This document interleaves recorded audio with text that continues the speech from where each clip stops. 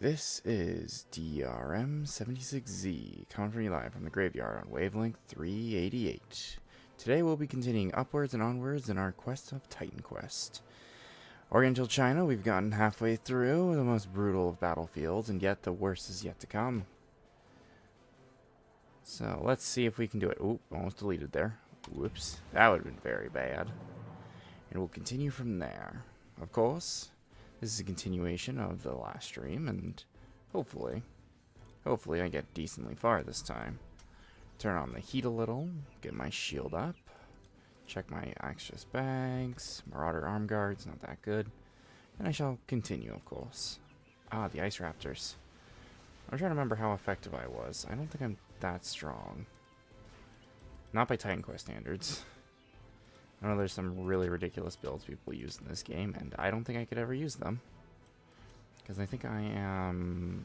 Oh god, what were the classes I... Oh, right, Runes and Earth. It's coming back to me now. You know what's funny? I don't play Titan Quest for like... I want to say almost 7 days? No, 3 days. So I was doing some more testing with the other character builds. And I completely forgot how to play it. I was like, man, I forgot how to play some of this already. I'm like, it's only been like 3 days, and I'm like, yeah, I just have a short attention span. It was funny too. I was testing. It's like, oh, is a caster valuable? Because in Titan Quest, you can make a fast-forwarded character for Ragnarok and the Ember Quest. Generally don't do that, because what happens is you're unable to actually play the game. It's pretty bad. The Legendary Hero one is pretty bad. Accomplished Hero is doable, the one for Ragnarok, but Legendary Hero, oh my god. It is so hard to do. Like, you have to like look at a spreadsheet to spec your character to perfectly kill any of the enemies, and it doesn't help the enemies are like 5 to 10 levels higher. And the only gear you get is like a starter gear set, and that's it. Like, oh, you know, you could buy stuff or use that set. I'm like, that set's still not that good. In perspective, it's not that good. You could probably make it work, but the thing is, if you're making your whole build work with an armor set, that's a massive problem. Because remember, your gear scales, your abilities do not. So your abilities are kind of your anchor, your core point of doing things. Your gear will always go up, so it should amplify your abilities, kind of thing, right? So it feeds into your abilities and all that. Because gear will always inevitably go up. You will hit a few soft points for a while where your gear won't go up anymore, and you do have to make sure your abilities match with what your skills and armor do. Like, for example, if I went with a cold build, I'd be using cold stuff, you know, that kind of stuff. Not like, oh yeah, I'm using a fire build, but all my equipment's cold damage amplify, so I'm going to use that. It's like, no. That's going to just be a miserable time. Unless there's a way to like turn cold into fire or something, right? If there's like something like to do that. But there generally isn't. Not in Titan Quest. There is in Grim Dawn. In Grim Dawn has a lot of options for doing that stuff. Like you can play, what's his name? An Arcanist. And then you can turn all of his abilities into Chaos. Or the big ones, anyway. Can be like Chaos and Vitality instead. So it does give you a lot more to play around with. Which is the nice thing about Grim Dawn. Grim Dawn gives you a lot of options for its, was it 9 classes now, I'm pretty sure? Like that one will probably be the next one on stream, or Inquisitor Martyr. I think I might do Inquisitor Martyr, because that one's a bit different than your typical ARPG. You know, action RPG. I was thinking of doing, what's its name? Oh, God, I can't remember its name for the slightest. Oh, man, I can't remember its name, but it's a pretty, Last Epoch, that's the one. The only problem is I'd have to start from scratch again, and they are doing a new roadmap, so I was thinking I should probably wait for the roadmap, and then I'll do it. I gotta find that giant Yeti as well. I think he's in the caves, so I should be fine finding him in there. Oh god, I gotta fix my posture. Oh my god. I swear I'm gonna have a fucking gnarled back. Dear Lord. I like the fountains in this area. They're nice looking. There's like a tree on it and everything. That's kind of cool. I like the small things in games. Like, the small aesthetics are great. even if there's smaller minor details, I do appreciate that in games. Even though a game like this, you're generally just running through levels. Generally. Well, that's another thing, interesting thing about Titan Quest. There isn't a lot of mobility-based abilities. As in, like, dashes, dodges, etc., etc. You know how people have, like, a dash button or an evasion skill that propels you forward? Grim Dawn doesn't, or Titan Quest really doesn't have that kind of thing as, like, an ability. Not out of all the ability testing I've done. I think Rogue might have something, but I think Rogue is my least played character type. That and Nature. It was funny, I was thinking, oh, if I do a Twitter, I should do a poll of, like, what domain should I use in Titan Quest? I'm like, well, you need an audience for that. And I was thinking, oh, I should do a dice roll. I'm like, no, not a dice roll. Dice rolls have often screwed me so many times. I think there's 10 disciplines or 10 masteries in Titan Quest, so it would have to be... Oh, God. Once I got two really crappy... what would be really bad? Because Titan Quest is one of those games, if you aren't putting, like, two classes that are similar together, that gel well together, then you're screwed. I think the worst one would be, like, probably, like, defense and some kind of caster. So, like, let's say Earth. So let's say you're Earth defense, or... Oh, no, I think the worst one would probably be nature defense. Oh, yeah, that would probably be the worst, nature defense. Yeah, actually, I think nature defense would probably be the worst one. Because nature is built on, like, keeping yourself alive and helping allies, and defense is just built keeping yourself alive.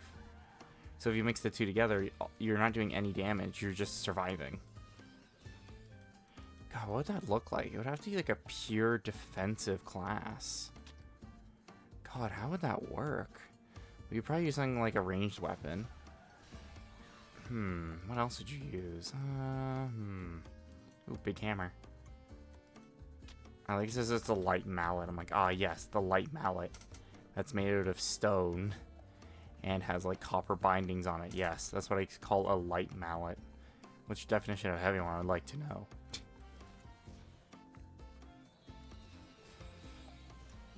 Is this on repeat? Or is this just a really long track? Because I've been hearing, like, salsa music the whole time. And don't get me wrong, I like salsa music, but dear lord. Tenko Ice Caves.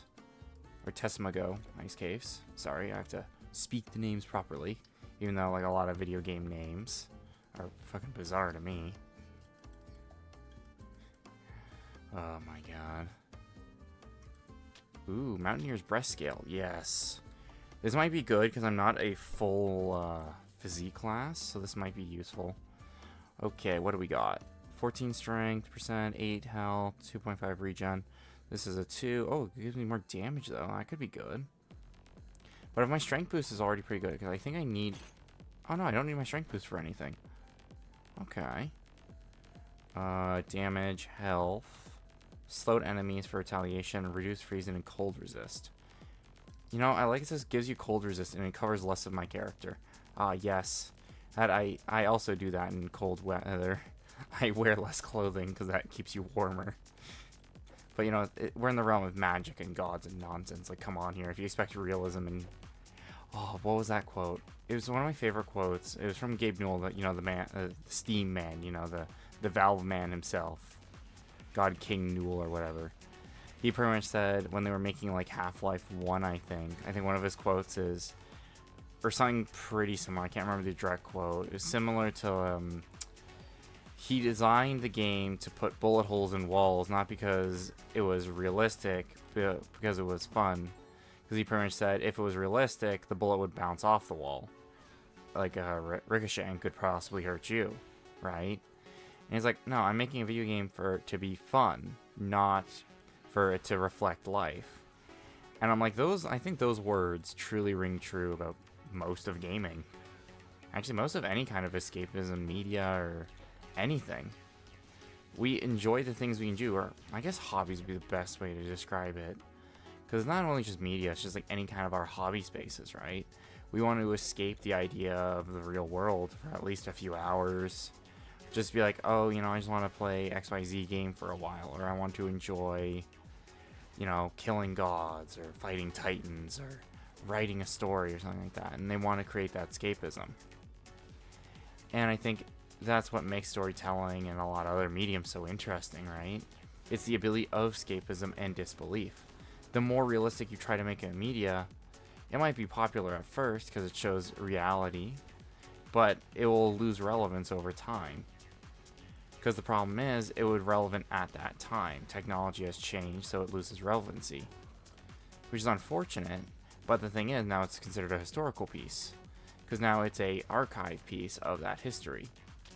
To a certain degree, right? If it's a fantasy novel, but written in a way... Oh, there he is. There's the big boy. Uh-oh. Okay, he has ice spells. Thank God for that frost duration armor. Oh. Okay, he's not playing around. I'm gonna show him I'm not playing around either. Come here. Come here. No walking away. Oh, he's out of magic. Oh, right, I sap magic from people with my runic weapon. Right. I forgot that was a thing my weapon actually did. Or one of my skills. It actually saps energy from people. I never thought it would actually come practically. I thought it would never be practical. Good to know. Ooh, all pets gain 100% health.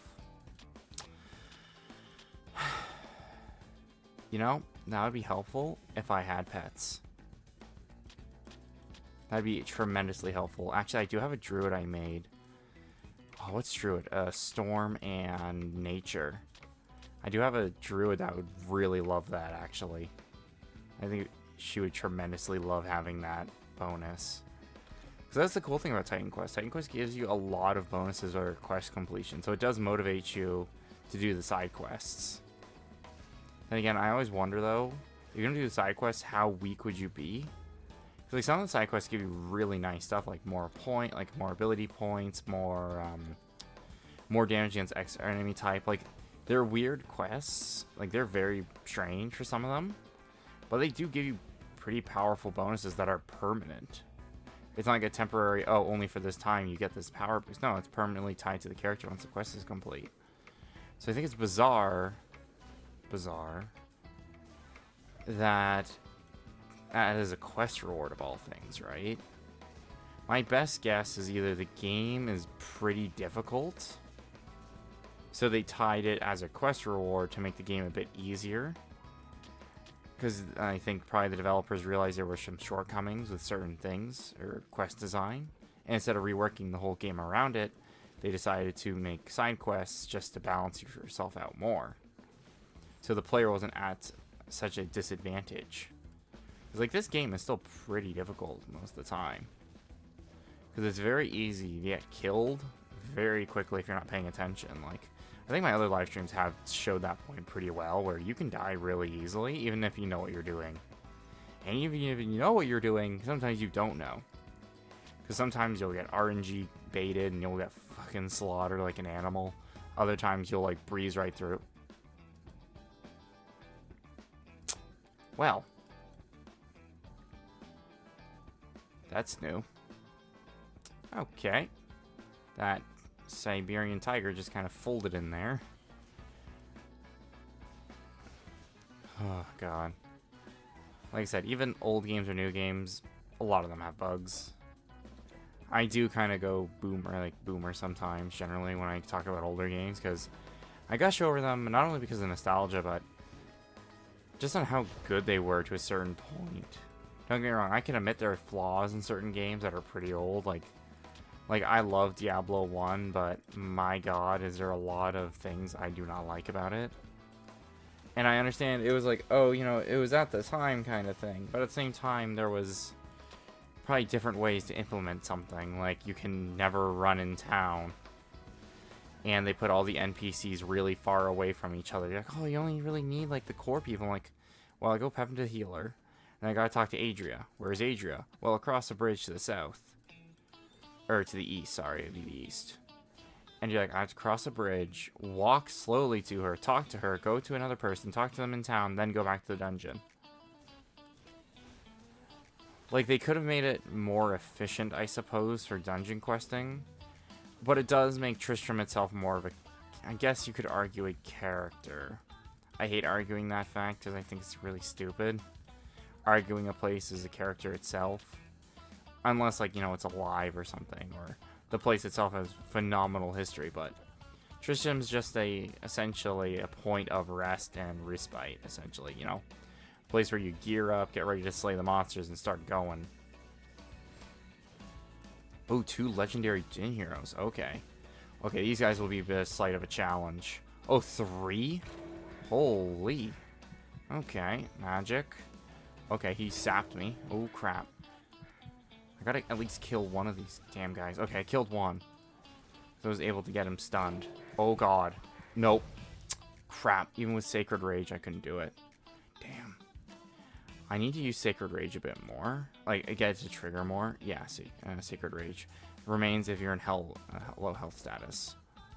No problem is I don't want to play a really low health build. Or just to play it with low health, because that does really get you killed quick. Because you just have to get one enemy that just hits you once, and you're just gone the next. But man, those Jins were actually pretty powerful.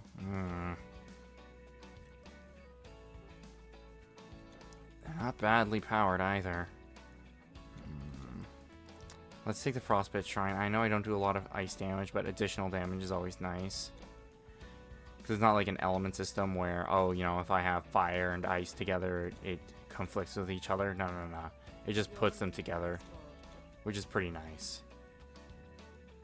So it is kind of incentivized to do as much damage types as possible sometimes. Not just pure damage, because a lot of the buffs in Titan Quest are just pure damage buffs. And they're like, oh, you do more fire damage, you do more ice damage. It's just like you do more damage. Which is pretty good, because you sometimes really need that damage increase. Because, man, sometimes these monsters will spawn, and they are fucking strong. Especially the hero units. Some of the hero units are pretty strong. Just like those Jins I just met earlier. They're pretty damn strong. Oh, wait. I was wondering why I wasn't on fire. That explains it. Okay, yeah. Yeah, so he keeps running.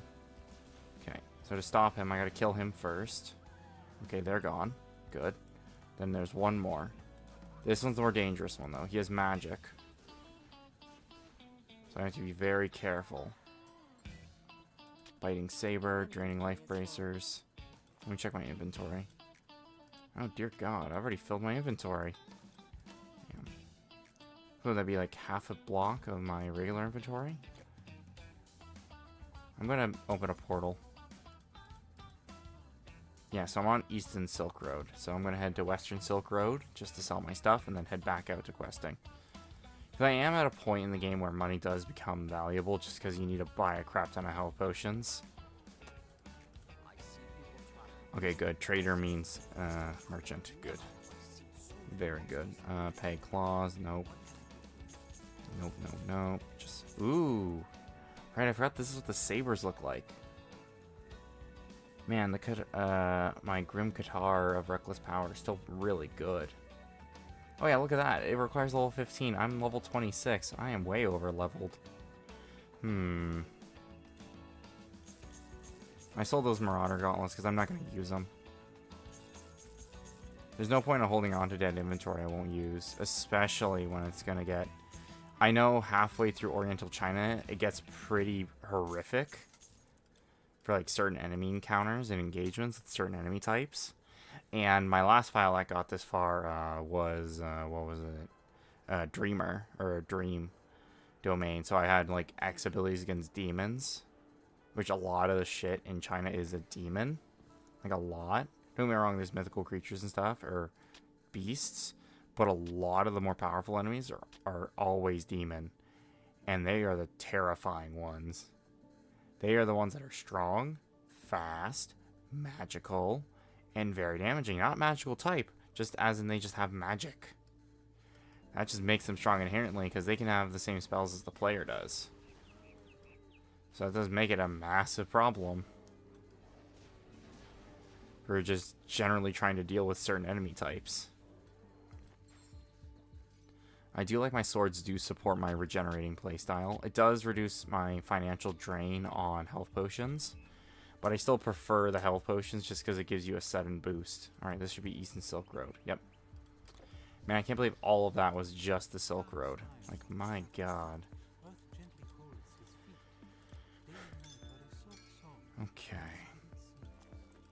Armor. I'm still up to the point where this might actually help. No, that's still giving me plus 8% strength. That's still good. That's like still pretty damn good. Actually, my Grim Katarsh, I could probably replace at this point because it's not really that strong. And if I replace it with my Biting Saber of Lightning. Oh no, it's lightning. It's not fire. Yeah, right. Crap. I don't have anything that's fire. But that would be fire. That's slightly more damage. Yeah, I'll buy that. And I'll use that. Because the Marauder Axe is only strength-based. So I need to find a... what's their name? Artifact Man real quick just to fix that. Let's see here. Babylon Outskirts, Hanging Garden, West Silk Road maybe? Because I can't remember which town actually has a full arraignment of people. I don't think this place does. I think it only has like the trader. There is a mystic. Caravan driver, which is for our own stuff.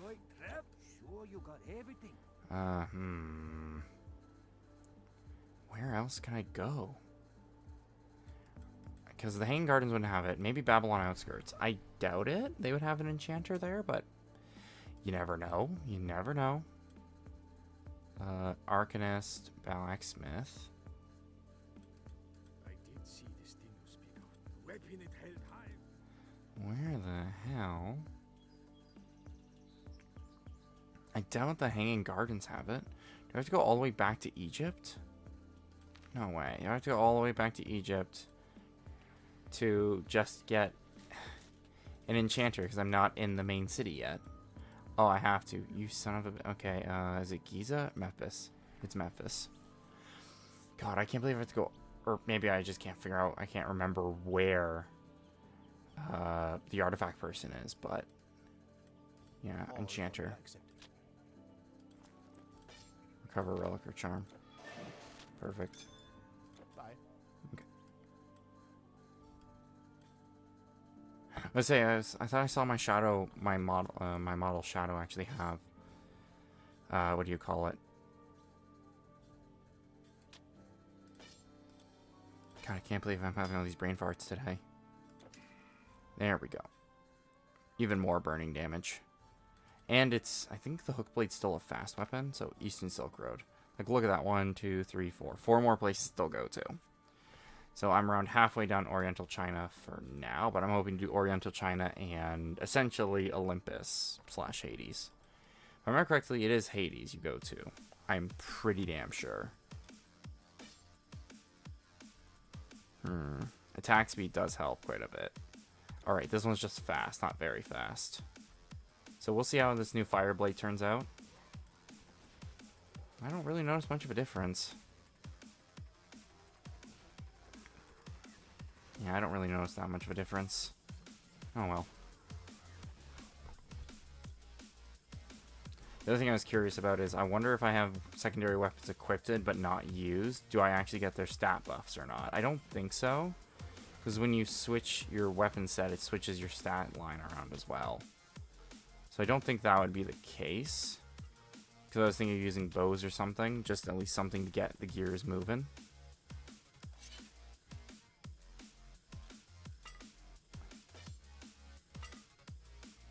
So I at least have a throwing knife on my other one. Which is not a bad weapon, but it's not going to be killing hordes, I can tell you that much. Like I said, if I need like to fuck around with people and then I switch to my other range set again, I'll switch. But what does this do? Burn and lightning damage. Okay, that could be pretty useful. Because it's 2 different weapon types, and that's pretty good to clash them together. Just so you do more different kinds of damage. Yeah, so I'm going to have to replace those Obsidian Greaves with something soon. They're the strongest leg armor I can get at the moment that has decent stat buffs and this decent stat line. So until I can get a more decent one, then I'm going to just have to wear them. But I don't like wearing set equipment without at least gaining the benefit with 2. And my chest plate is just way better than anything I can actually have right now for the Obsidian Torso. So I'm going to have to see what I can do there. Oh, level up. Nice. I wasn't even paying attention to my level up, actually. I'm paying attention to what I can do with these guys. Okay, I'm going to switch back to my runic weapon and everything.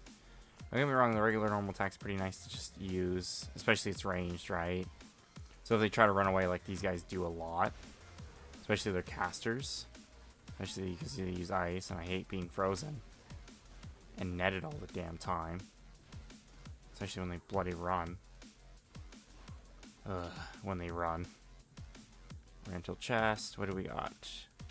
A bone staff. Ooh, and scaled greaves. Nice. It's weird too, because I think the greaves when I first came in this area were like level, or armor like 72, and then I'm finding greaves that are closer to, what did I say, 85? Sorry, 65. Oh my god. 65, and I'm like, man, like weapon quality went down, or armor quality went down the further I got into Oriental China. Not up. And I'm like, that's a little weird. Very weird. Oh, god. But nah. Like, I think the next game I'll play is probably Martyr. But the thing is, I still have like... How many streams of Titan Quest would I still have left? An estimate would probably be 2 or... No, I'd probably say at least 3 more. So I gotta do Ragnarok and Ember. And I think to do Ember, I think I have to do... I think New Game Plus, I'm pretty sure. I'm pretty sure you need to do, like, Nightmare. Which I think is the highest difficulty in Titan Quest. And the only way you unlock that is just generally doing all the content again. Then again, I still have to get to Atlantis. So I still have to beat the core game first. And the core game is nothing to sniff at. Especially near the end. Like, holy hell. Like, the end there. Oh my god. It is a trek. And I did like in this game that they made a labyrinth, as in, like, you have to figure where to go. It wasn't like, oh yeah, we call it a labyrinth, but it's just a straightforward hallway. That's what I did like in Act 1. And, like, I think it's the simple things, like map design and stuff we take for granted for as gamers, generally. Like, we take a... Like, for example, there are times where we just say, oh yeah, the map's crap. And we can't explain in feeling why we think it's crap, or sometimes we're just really sucking at the game at the moment. So we're like, man, the map's like totally crap. And you're like, yeah, it is. Sometimes. But sometimes there are massive flaws where the geometry clips, right? So you get like clipped into the ground or something. No game is ever built perfect, and no game will ever be perfect.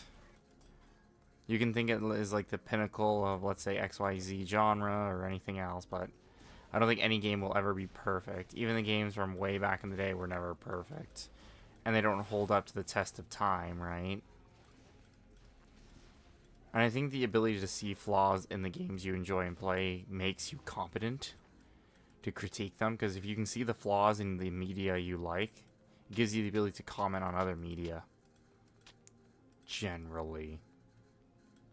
Because that's the weird thing. When you say, like say an absolute, there's always something that's contradictory. Always.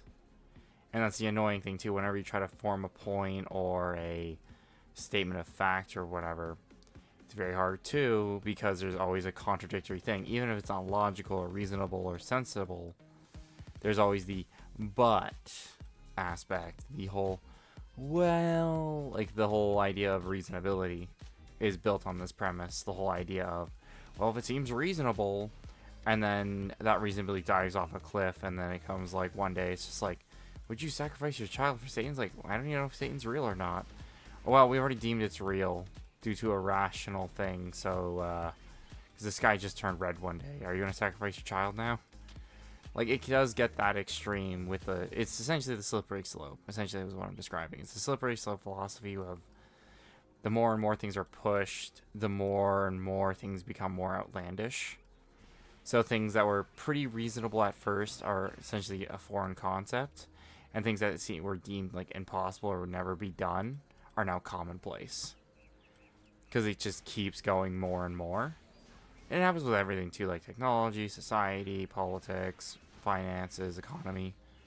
Yo, Icky. I was just doing examples of philosophy. Just about the whole slippery slope argument, where generally things that are like commonplace now, if someone keeps pushing the whole window or the idea of something, it'll just keep getting worse and worse. So like day one will be like, oh nah, it'll be fine. And the next day it's like, well, it's not fine anymore, we have to do something. And then it just keeps getting worse and worse. And like, well, we're doing something about it at least. So it's one of those things. I like talking about philosophy and general ideas on how the world works. I think it's interesting, like very interesting. Because I do find a lot of philosophy does like transcend many things. Or I guess you could argue it could be the natural rules of law, but I don't think it would be the case generally. Oh Jesus.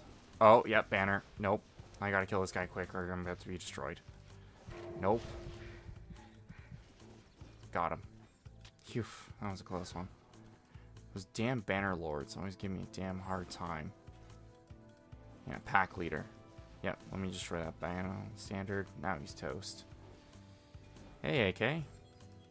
By the way.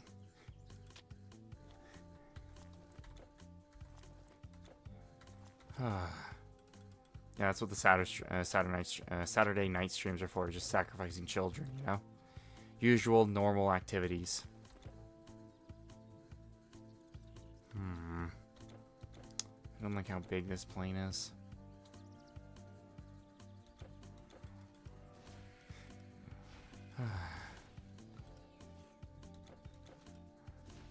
But no, I did actually finish Whispers in the Walls and everything. New War and everything else. So I finished my Tenno's Journey, actually. Now it's just the rest of the content, actually, now. So yes, you can play Warframe completely free to play. Get all the way to Whispers in the Walls. And do minimum grinding. With a bit of Googling and Wikipediaing. You can actually do and get Whispers pretty effectively, actually. And I'll probably stream Warframe less, and I'll probably focus on different kinds of games. Nice channel right now. Yeah, that's the usual stuff for Saturdays, you know? That's the usual Saturday thing. That's what you do after a long week, you know? You just go, yep, time to sacrifice children again. The normal thing.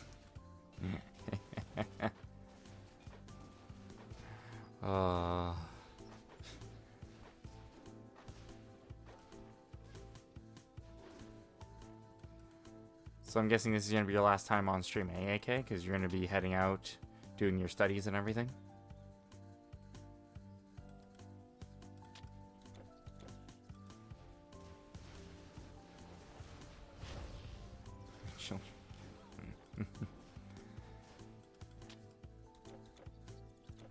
Okay, Moonlit.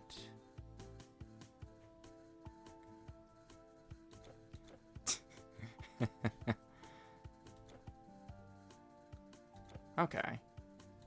I think you said that Tuesday, so you probably have like a few days left before the studies actually start, hey?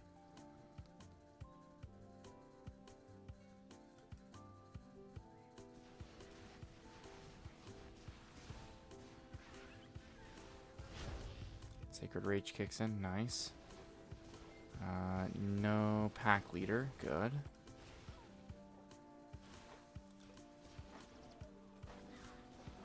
Come on. Come on, you big bastards. Let's see what I got. I am running out of health. Yeah, I have one potion left.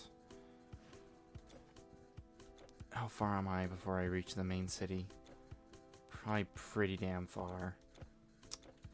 I like the jade-looking armor. That does look nice.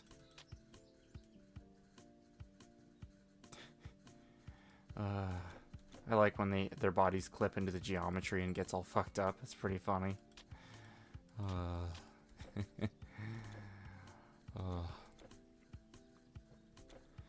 But no, what I was saying earlier is the whole slippery slope thing. One day people are like, oh yeah, you know, this is a massive problem. Then the next day it's like, no, it's commonplace now. Don't worry about it.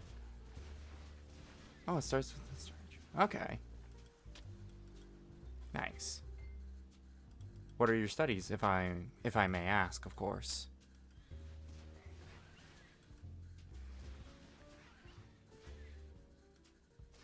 I'm pretty sure you said doctor, I'm pretty sure, but my memory gets a little hazy sometimes.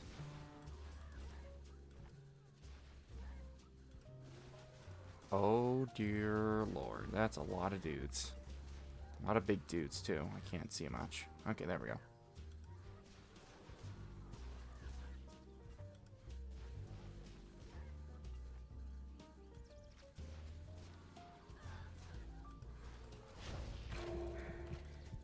You bastards, come here.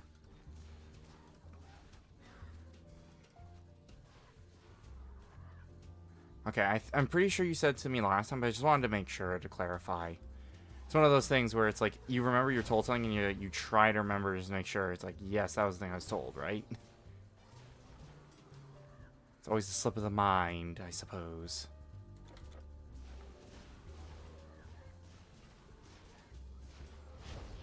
Oh, no.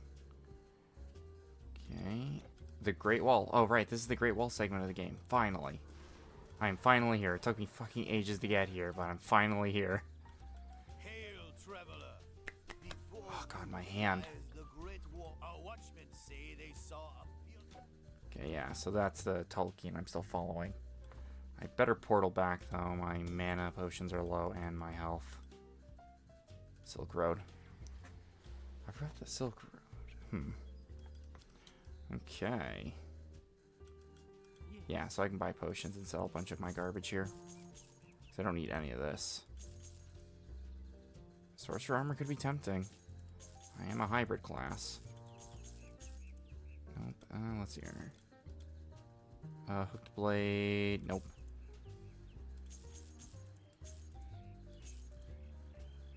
Okay.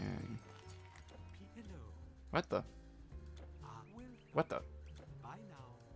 Oh, because where I'm drag clicking. Oh, okay, I was like, why the hell do I keep going to the short? I didn't buy health potions. It's gonna be a long stream.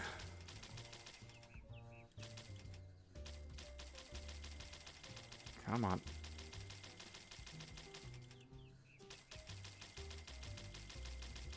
Alright, 50 should tide me over for at least 2 hours of gameplay, I hope. Alright, going through the game. Going through the Great Wall and getting to the ancient city. Okay, let's go. But no, I think I'm going to cut down on my Warframe streams. And I think I might change up the schedule a hair.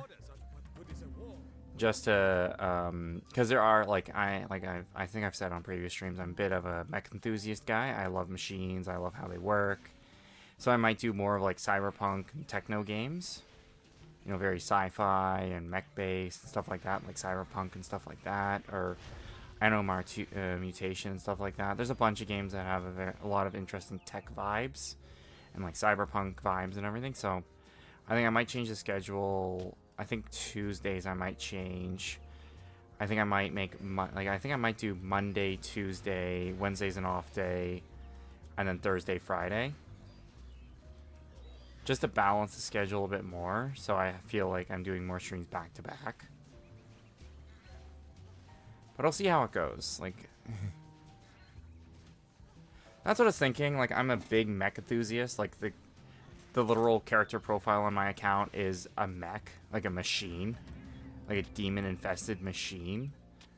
So I think it would be more appropriate that I play games that are more mech-based and like sci-fi and futuristic, instead of games that are like, for example, Warframe was a good starting point because it is very sci-fi. And of course, I'll still do Warframe. But since the Tenno's Journey was my idea of, can I do this kind of thing in a timely manner, and I've done it. And a lot of it now is just going to be the grinding, doing new content and stuff like that with that account. I could probably generally cut it back and do other things, like other games and everything, because I'm more interested in being a variety. I am aware the detriments of variety, because you don't have a following initially or anything like that. Because eventually at a certain point, they're not watching for the game itself. They are watching for the personality behind the game. So who's playing the game, right? Like a big content creator or whatever, right? So they'll watch it for the content creator themselves, not for the game. Instead. And I know, like, I don't really have a following at all, but I rather just enjoy playing the video games I love to play, instead of going, yeah, nah, I'm just gonna do what the most popular game is at the time. Like, for example, right now it's like V Rising, It'd be like Fortnite, Call of Duty, but like how many streamers are streaming that? Fucking hundreds of thousands of people. Bet you anything, right? Like there are tons of people streaming. Like Warframe is a pretty big game to a certain degree, but not a lot of people stream it compared to like let's say like Fortnite, PUBG, all those games. Actually, that does kind of date me a little. I'm pretty sure not a lot of people play PUBG anymore. Not that I'm aware of. I haven't heard about like PUBG in ages. It's like that and Fortnite. Then again, maybe I've just like narrowed my vision on the idea of just seeing that shit, and I go, nope, block it right out of my mind. Okay, yeah. So he's saying the Tolkien still went this way. So more chasing this guy across ancient China. But no, I think I do want to change it up a bit. You know, like I still enjoy streaming, and I think it's still tremendously fun as hell. And I'm still learning as I go. Like, I said I was going to do social media for the new war, and then I still haven't done it yet. I keep procrastinating on that shit, but I'm hoping at some point, either tomorrow... Yeah, probably tomorrow. Uh-oh. Oh, shit. That was quick. Yep, you can die very quickly. Yeah, I finally reached my peak of my durability. So I'm going to have to get my damage up again, or I'm fucked. But no, I think... I don't want to follow trends. I just want to play the games I enjoy and show my passion of that enjoyment. Obviously, I won't be good at most of them. I play lots of games, but I'm not good at a lot of them. And I play such a variety, too. Like, oh my god. I'll play, like, an ARPG 1 minute, and then I'll play a hardcore survival game, like not like Minecraft. What's a hardcore survival game? Oh god. Oh shit. 2 pack leaders? Oh my god. This is literally a bullet hell. What the fuck? Holy crap, they just keep sending me with lightning. Jesus. Okay, I'm gonna fucking bail. There is no way I'll be able to fight these guys in a reasonable manner. Because they're just icing me to death. Yeah, there's no way. They literally just iced me to death. Oh god. What level are they? Oh, wait, I didn't have my enchantments on. Oh, I'm such a dingbat. Alright, let's head back. But no, that will be the content going forward. Because I was thinking calling Mondays Mecha Madness. Where it'll just be like, what kind of mecha game do I have on queue? And it'll be like Armored Core 6. It'll be like, there's another mecha game I got. It was like a $10 mecha game. I can't remember its name, but it's like a horde survival mode kind of game. Where you stay for like 20 minutes killing like mini bosses and everything. Oh my god, these guys just casting lightning. Dear god. They're just variety in magic. Dear oh, they're fucking stunning me. Son of a bitch. Oh my god. Oh, Jesus. And they just keep stunning me to death. That is not good.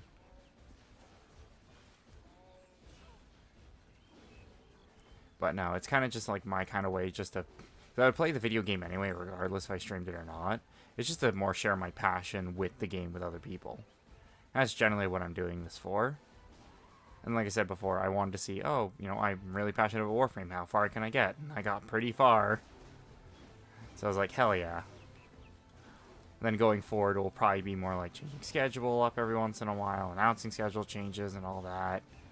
Do the whole YouTuber influencer thing, you know? God, I don't want to be one of those people, though. The people that go, I'm going to go to a foreign country and annoy the shit out of the people there. I'm like, can you not? Get annoyed tourists. And I get sick and tired when people go to another country and annoy the shit out of those people. Like, what the fuck? It's funny, I think I was reading a story about, like, a bunch of, like, influencers and everything, like, heading to, like, Japan and stuff. And how it's, like, causing a problem. And what I thought was really funny, I think I was watching like either a video or something else, where someone was like criticizing these other personalities going to X country to Japan, and then they're like, "Well, I went to Japan because of this reason." Totally unrelated. I'm like, mate, you probably went to Japan for the same reason. Like, it is the thing that is really funny. It's like bricks in a glass house, you know, where they're criticizing them for going to China Japan for notoriety and stuff, but they also went to China for that, or Japan. Oh my god. So I'm like, like, you're being a hypocrite there. It is the funniest thing I've ever heard. It's what's that other expression? It's calling the pot calling the kettle black. You know the whole idea. It's like, oh, you know, don't do as I say. Just, oh god, I can't remember. There's so many quotes I can't remember or I misremember them all the time. I remember the vague outline of the quote, but I can't remember the entire quote. Oh god. But no, I still find it hilarious when they're like, well, if you go to this country, you can't do this, and they proceed to do it anyway, and you're like, why? Why did you do this? And they're like, oh, it's for content. I'm like, mate, you can make so many things about a culture or a country that you don't have to do the one thing you're not supposed to do, or the several things you shouldn't do. You could do like, oh, what is the history of the land? Oh, what is the local history of the land? Because the history that you know as a streamlined history is different than the provincial history. Because you'll maybe know about more events or stuff like that, right? There's so many things you can do. And people are like, nah, nah, nah, nah. I'm going to break the cultural rules and edict of the land instead just to say screw you and be a tourist there. I'm like, mate, this is why foreigners get kidnapped. This is why. Well, okay, there's several reasons why. Several. But this is one of them. You annoy the shit out of someone, I'm not going to be too surprised if you get dealt with one day. While in that country, I'm like, I would not be surprised. like my guy. You don't go to another country and go, I'm going to disrespect all of the lands, cultures, and customs just because. And you're like, what's the reason? Oh, it was for content. I'm like, why? Just why? Like, it's the thing that annoys me the most. I'm like, there's so many things you can do if you go to another country. You could look at, like, history or modern culture or so many different other things. Or go to, like, places that emulate your homeland or, like copy or imitate your homeland. Stuff like that, right? But no. Let's bother the shit out of these people instead. And I'm like, this is probably the reason why many people hate tourists. And it's probably really valid.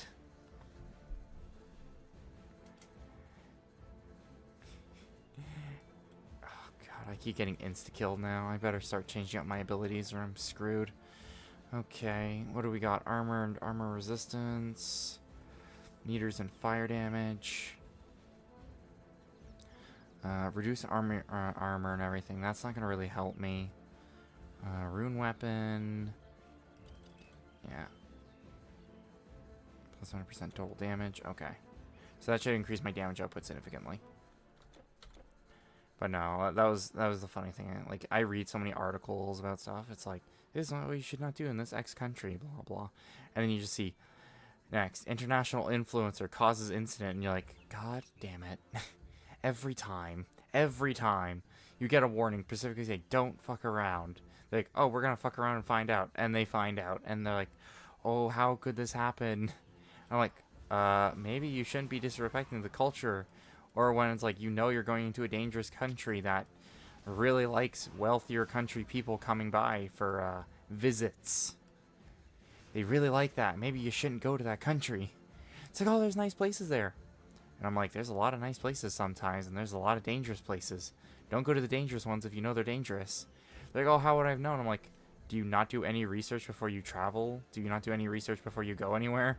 Do you not look into, you know, very dangerous things that could happen to you if you go to a foreign country? Like, it just baffles the mind when people from, like, richer countries or wealthier countries go to foreign countries and, like, everything in here is great. And I'm like, you're going only to the tourist spots as well. You're not going to, like, the countryside or something.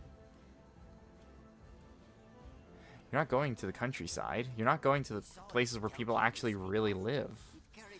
You're going to the places that tourists normally go because that's where people are the least bothered, I suppose. I think even if I lived in, like, let's say a tourist town where it's like, it's known for tourism, I'd probably still be annoyed by tourists.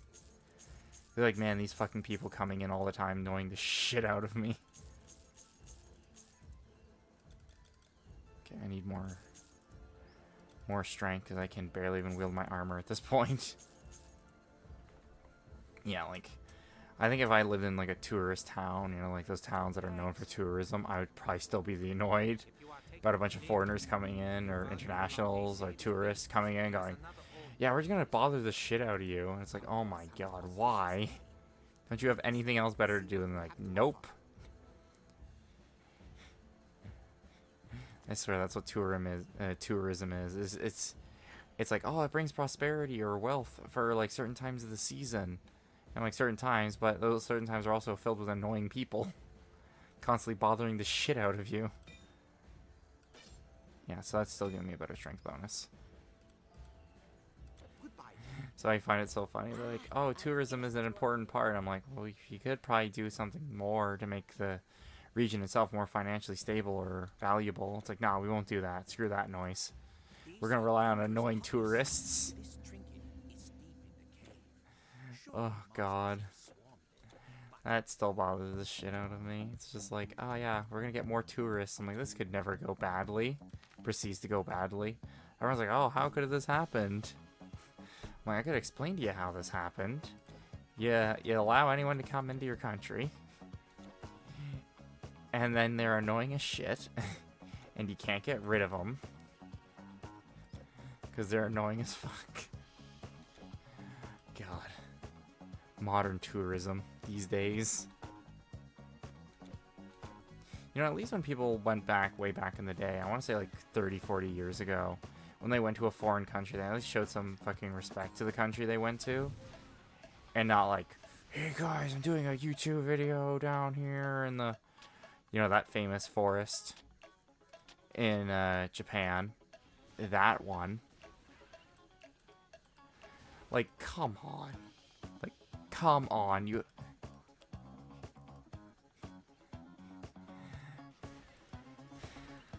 Because it's the equivalent of if you invite a guest over or you have a guest, you're courteous with them. That's how you should see tourism, not, I'm going to be annoying as shit. I'm going to bother the hell out of them. Like, no, don't. Like, I'm going to do it anyway. And I'm like, you fuck around and found out. Ooh, Babylonian helmet. Strength. Oh, it doesn't give me intelligence, though. It's just a pure armor hat. I don't have the rest of the Babylonian set, so I'm going to keep that on. Why can't people be just nice? No, that's not how tourists work. Well, I think that's just not how a lot of people work, to be fair.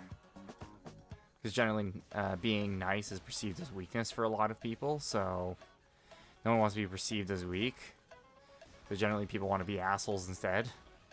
But they don't realize on how aggressive you should be in a conversation, or how much you should go full tilt.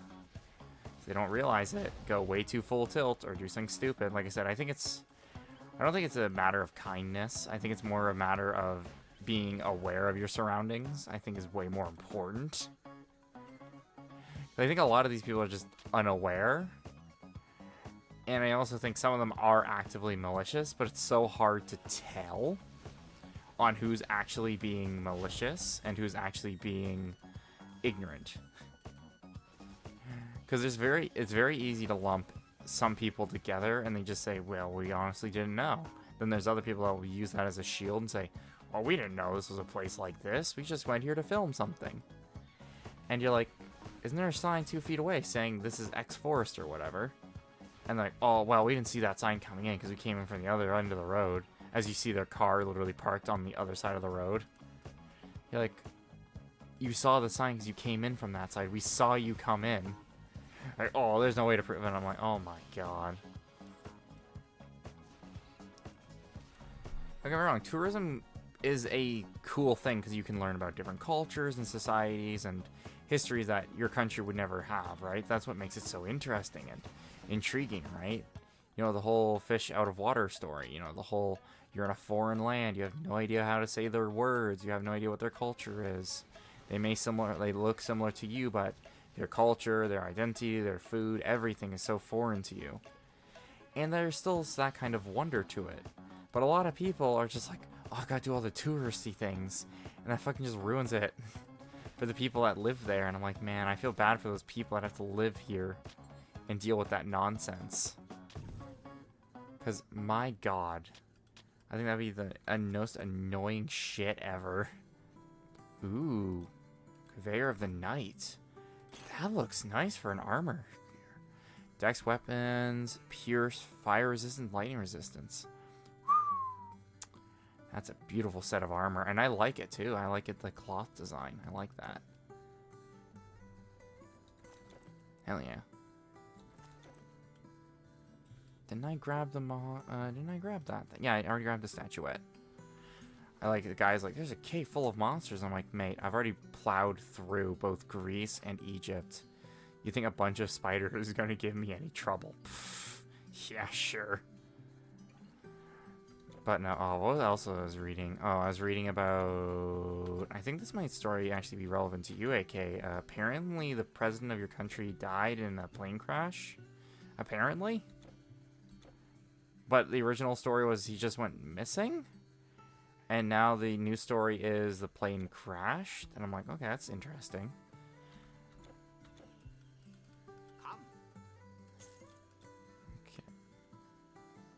In Iran, so I'm like, oh, that's going to be interesting news. I wonder what's going to happen. And then immediately, like, 10 news outlets are going like, is this a prelude to World War III? I'm like, really? The guy isn't even dead for longer than, like, 10 minutes. And the West is already speculating if it's going to cause World War III. And I'm like, why are we like this? Why are we always or go, oh, someone died in a foreign country? And they were the leadership. Oh, now they're gonna. War is inevitable. And I'm like, ugh, why? Why are we like this? Why is the immediate first response is war is gonna break out tomorrow? And I'm like, war's already been broken out. Which one, you mean? Oh shit. I think the Iranian president died in a plane crash. I think that's what the news articles were saying. Is there multiple presidents? The Fragile? What the fuck's that? Oh, it's a ring. The Frail and the Fragile. Oh, I'm so sorry. Okay, goddamn, I keep forgetting. I don't know about Iran. Ah. My apologies. God damn it. The Frail... Oh, that might be nice. It gives me a temporary buffer. No problem, lol. Like the U and the lol. Nice. But no, it's always funny. It's like, foreign leader dies in foreign country. West's opinion. Is war going to break out now? I'm like, is this all you think about 24/7 is just war and drama? I obviously understand, no, you don't get any traction if it's, local kitten gets stuck in tree and it's international news, right? At the same time, I'm like, man, can we at least not sensationalize every goddamn thing for 10 seconds and fucking do something more responsible? Like, at least something more responsible? Like, ugh. It's so exhausting, because it's always the, we're gonna be at war in 2 seconds. And I'm like, mate, we're already at war with another country already. Like, oh, well, it's not officially at war yet. And I'm like, I'm just like, you have foreign soldiers in a foreign land doing training exercises, quote unquote. I'm like, what do you think that means? You have foreign soldiers on a foreign battlefield. We're in that war. Like, oh, we haven't declared war. I'm like, that is such a arbitrary line to make. So arbitrary that it's on the borderline of meaningless. And I'm like, man, this is so dumb, but it's just like, oh, World War I, Archduke Ferdinand and all that. And I'm like, yes, but that was also other things were happening at the time. And like, oh, other things are happening this time. And I'm like, well, how much of it is not just drummed up? That's the other problem, too, with modern media. How much is it actually a problem and not just drummed up media attention? And I think that's one of the worst things right now with modern media organizations in general. I like, there's like, in the West, normally in like North America, Canada, I'm pretty sure a lot of places have this, but the news before this period of time for journalism in the 1920s and 10s was generally, you know, just the facts kind of thing, where you'd get an interview from like a wealthy business owner about a factory burning down. Like one of my hobbies actually is actually looking at like old microfiche. Microfiche is how do I describe it? Essentially, it's like a roll, like a roll of a camera reel, essentially, like a roll of film. But the roll of film has a bunch of old newspapers put together, and a lot of local libraries in the States and Canada will have this, where it will be like what was happening at the time. Essentially, like an almanac, I suppose, would be a word for it as well. And it's very interesting because like, what did people think 110 years ago? And you're like, well, they just thought exactly how people thought today, I suppose. Except with just different terms. And some of those terms are actually pretty unreadable these days, which is interesting. I learned a lot of new words from reading those old archive reels, though. Those are so fun to read sometimes. Because they're so interesting. Why did you say it? I fear I may have been in error. They're so interesting, because you're not reading like an old dusty book 100 years ago, or like 1,000 years ago about history that you weren't even alive to see. You're reading modern history that happened only 100 years ago, 90 years ago, 10 years ago. And I always find it so interesting to read that kind of stuff, like especially way back in the past. Oh my god, some of that stuff is really bizarre too. Where it's like, you read about like, oh, local fire happened this day. This is what this person had to say about it. How did the fire start?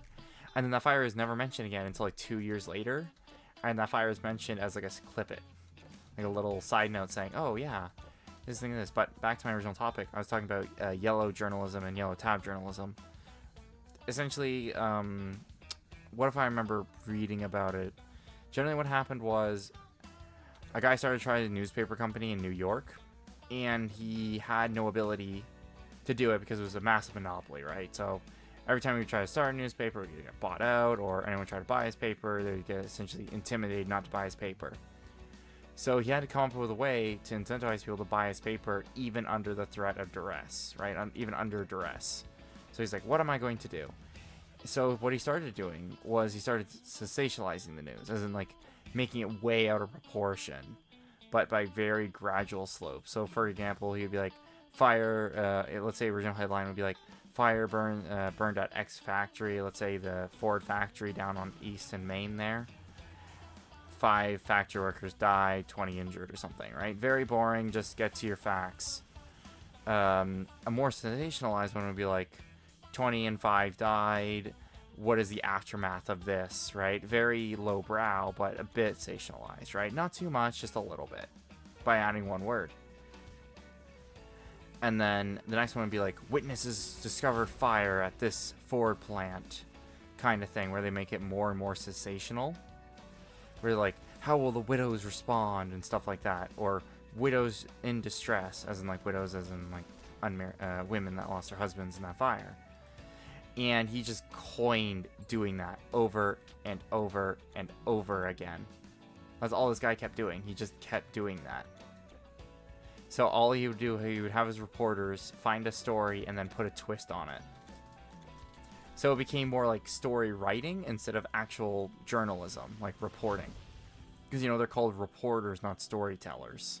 Very, very important distinction to make. And it's so funny because that's the predecessor of all modern media these days. Incredibly sensationalized. Like, for example, a more modern version of this is clickbait thumbnails, where people will design a thumbnail and a title to be very clickbaity by using interesting words, or be like, can X-Streamer survive 24 hours in this place? And it's just some guy staying at a hotel for 24 hours. Not that interesting. But they're like, can you survive 48 hours in the jungles of the Amazon? And then it's like a guy with a tent or something. Or living in the trees, or it's just a cabin, and it's like, oh, this is my cabin, guys. It's that kind of stuff where they like overblow and sensationalize it. And that's the modern version of yellow tab journalism, or yellow page journalism. I'm pretty sure it was the yellow pages. I'm pretty sure that's what it was called. Yellow page journalism. And it was such an interesting be fair, what would be my opinion on it? I think it was a generally cool idea because it added a narrative idea to the newspaper, and it could actually, like, you know, reach more people. So the news wasn't that boring diatribe of 20 people died at X factory, so it wasn't just something you would buy, read, and throw away. But at the same time, you have to realize this sensationalizing the news would only progressively get worse and worse. But at the time, this guy in New York, he probably never thought that. He was just like, hey, I gotta sell my paper. That's all he thought, probably. And fair enough. He's a businessman. He's gotta sell things. He's gotta make money, right? But I'm like, at what point do you do that at jeopardizing your, not only your integrity, but your country's integrity and survival? Because I think that's what's happening now, where a lot of countries are fucking around with, like, media and news organizations and doing a bunch of weird, crazy shit with it.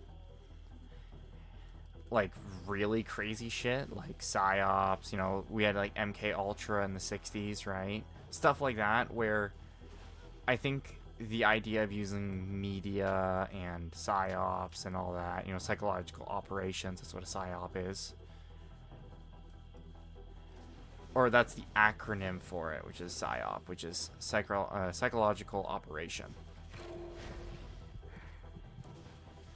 And generally, you know, a PSYOP is like, oh, you know, we try to convince like 40 people that there's actually enemy agents in the country by subtly feeding them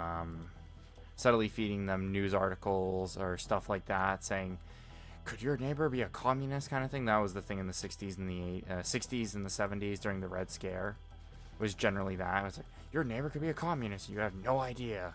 Report them for the, this was in the States, and I think in Canada as well, I'm pretty sure. Not as bad as the States, though. This is like the Red Scare and all that.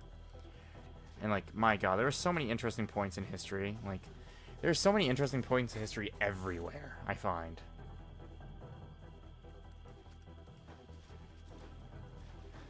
Oh, that's what I love about history, too. History has so many interesting little tidbits. And there's been so many times where you're like, wow, shit, that actually happened. And you're like, yeah, it did. And a lot of people try to cover it up. And you're like, what? Like, there is so much crazy conspiracy shit, too. Oh my God, it's great. That's what I like about, like, conspiracies and everything. They're very interesting. Not because they're real or factual, but they're interesting insights on how people see the world. Because it gives you a different kind of insight that you wouldn't normally have. Sometimes. There's other times where fucking conspiracies and the crazy shit goes off the rails. And sometimes it's just fun to watch. The whole Alex Jones turning the frogs gay thing is always the thing that comes to mind. Oh, sorry. They're putting chemicals in the water to turn the frogs freaking gay. That's it. That was the Alex Jones clip. That was so great, though. God, what a good meme. What an absolute delicious meme. Side quests. Stalker in the woods. A giant beast that walks in the Chenling ruins. Find the root chain link. Wait, I just went through there. And it said to the outskirts, right? Deep in the woods. Okay. Which... Yeah, I'm going to explore those woods again. I got a big-ass monster to slay. I'm pretty sure in this game we're just known as Hero, I'm pretty sure. For our protagonist. Oh, God. There's so much conspiracy shit out there, and it's great. I love reading it on occasion just because it's hilarious. I find it more of as a comedy and as a backdrop to what's actually going on. Because the conspiracy does get some things right, but a lot of things wrong, or, like I said before, blown out of proportion to make it sensational. Right? And that's the problem with conspiracies and actually media. It's just, it's way too overblown, and we don't need that. We just need the straight facts. Yeah. Go ahead, mate. Like I said, I'll probably be on for another 3 or 4 hours. Doing a long stream tonight. Probably gonna crack open a beer or two. Just to relax. But yeah, go. Oh god. Crazy conspiracy theories. Nice. Well, my other fellow chatters, anyone else want to hop in the chat as AK's gone for a little bit? Talk about the conspiracies. Oh, conspiracies. Oh, they're so good still. They're still so good. They are so funny. Oh my god. And it's funny too, because some conspiracies are very interesting. Then there's the whole, water, frogs, gay, that whole thing. So it's just funny, it is hilariously stupid. Also an interesting insight on the human mind, on how we will irrationally create monsters that don't exist. And that's what I find is very interesting about certain things that have been made as a conspiracy. Hell, I'm still like a big fan of like what do you call it?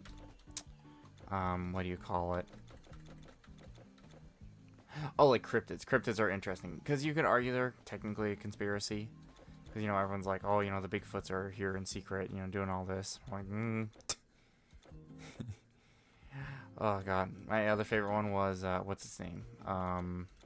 Oh, the reptilians. It's like, oh, the reptilians are here and they're changing things and they're all in the section of government and all that. And I'm like, oh man, that's a good one too. Like I say, I think conspiracies and yellow tab journalism are actually almost identical. Actually, I think there is some truth to it, but nothing factual enough. And then there are the ones that are just clickbait, like complete, utter nonsense garbage. But I think that's what also makes them very interesting as well. Because they're made to draw attention, right? That's 99% of why they're being made, is to draw attention to an issue. And then it does downplay the issue a little bit, because if you hear the issue is like, oh, things are always burning, you just kind of ignore that burning at that point, unless it's right in front of you, which is unfortunate. Let's see how many... no, let me kill this big-ass spider first. I want to kick this guy's ass. There we go. Stalker in the Woods. I do like they do break it up with monster hunting quests. That is kind of fun. Alright, Stalker in the Woods. Did that guy. A wealthy collector. Alright, I wonder if I can head back to town and hand him the other one now. I'll head back to town. Did I open the portal? No, I did not. Damn it. Crap, I should have done that.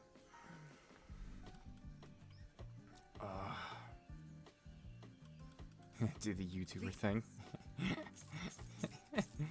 Oh, the YouTuber thing. Oh, can I dual wield these? Oh my god, I can.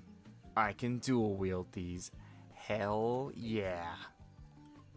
Dual wielding time.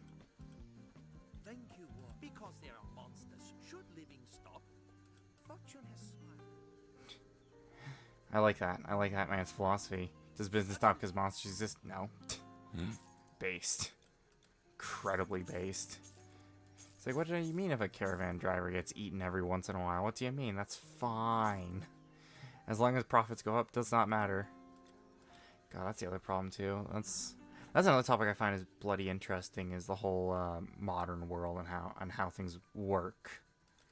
Quote unquote, what is functionally a society and all that nonsense. I always find that really interesting on how things are done and how things are made and how things work.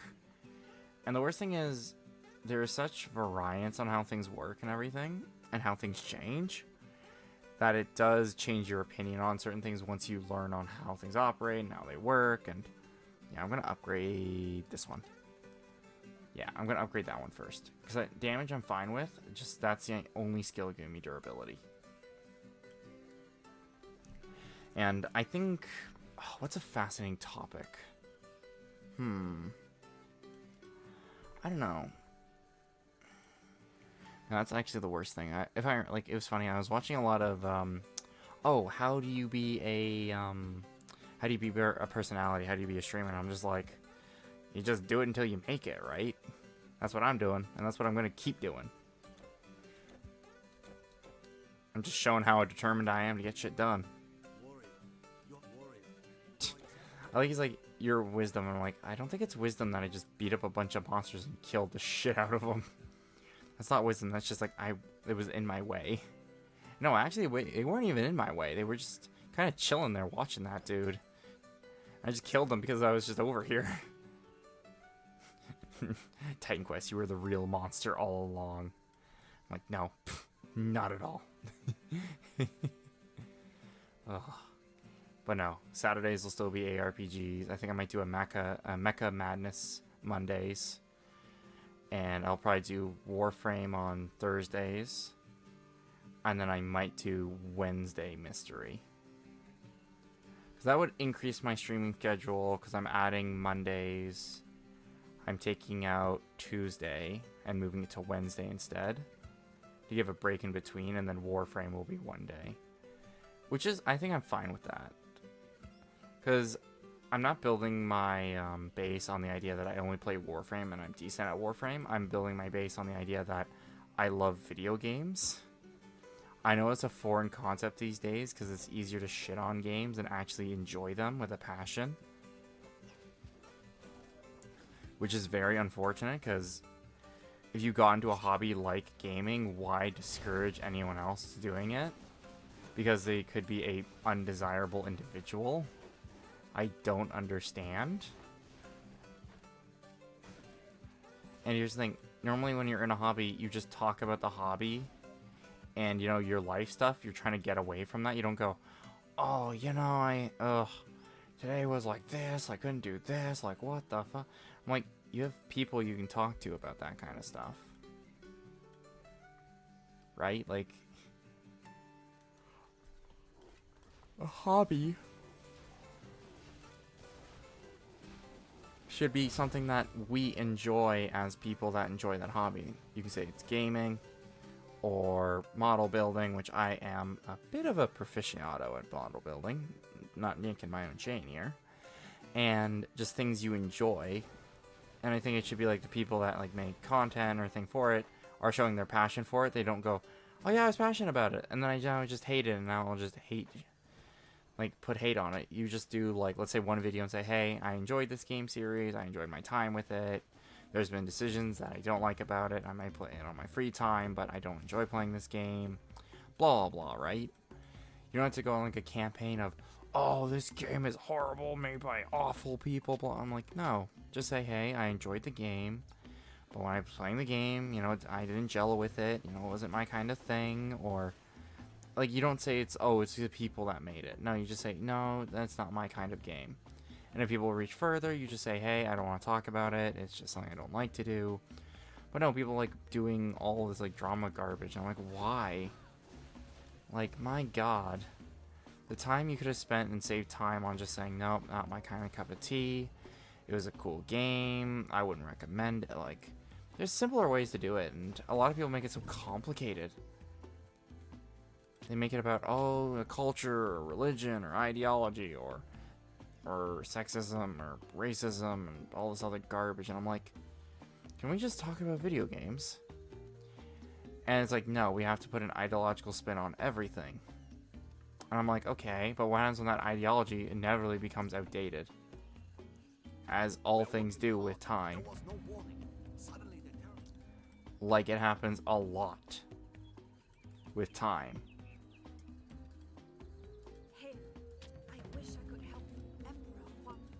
Right? Like, time is, like, the best way to gauge and monitor on how things are going with a culture or society. Ooh, hook blades. Nice. I do like killing these statues as well. I do like how they break apart. That was a cool thing I really liked about these guys. Yeah, so let's bust in these rooms here and, like, let's take this place back.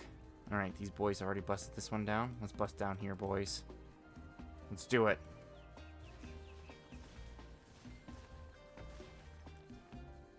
Ooh, Hookblade of Martyrdom. That might be nice.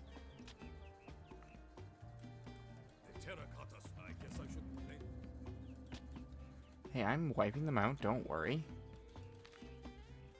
Yeah, throughout the city. Yep. I gotta find more, though.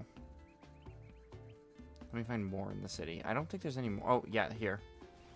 Okay, I'm gonna wipe out all these terracotta constructs. I do like that is a cool, neat little way to use the terracotta army. You know, they're actually an enemy. That is pretty cool. Not gonna lie, I like that. And that's this. I still can't get over that whole idea of, oh, you know, I like gaming, but oh, this and that, and oh, you know, we need more of this and that, and I'm like, how about this? We need more good games. Controversial opinion, I know. Only controversial opinions on this channel and on this stream. But how about we just make good games? And everyone's like, what? You want to make good games? But that's this, this, and this. And I'm like, how? And there's no explanation. They don't have an explanation on how it's like this, this, or that. And it annoys the hell out of me. And I'm like, these are the people that are making video games and are on these big projects. And my concern and my eyebrows shoot up into the stratosphere. Where I'm like, oh, these are the people that are doing all the fucked up decisions.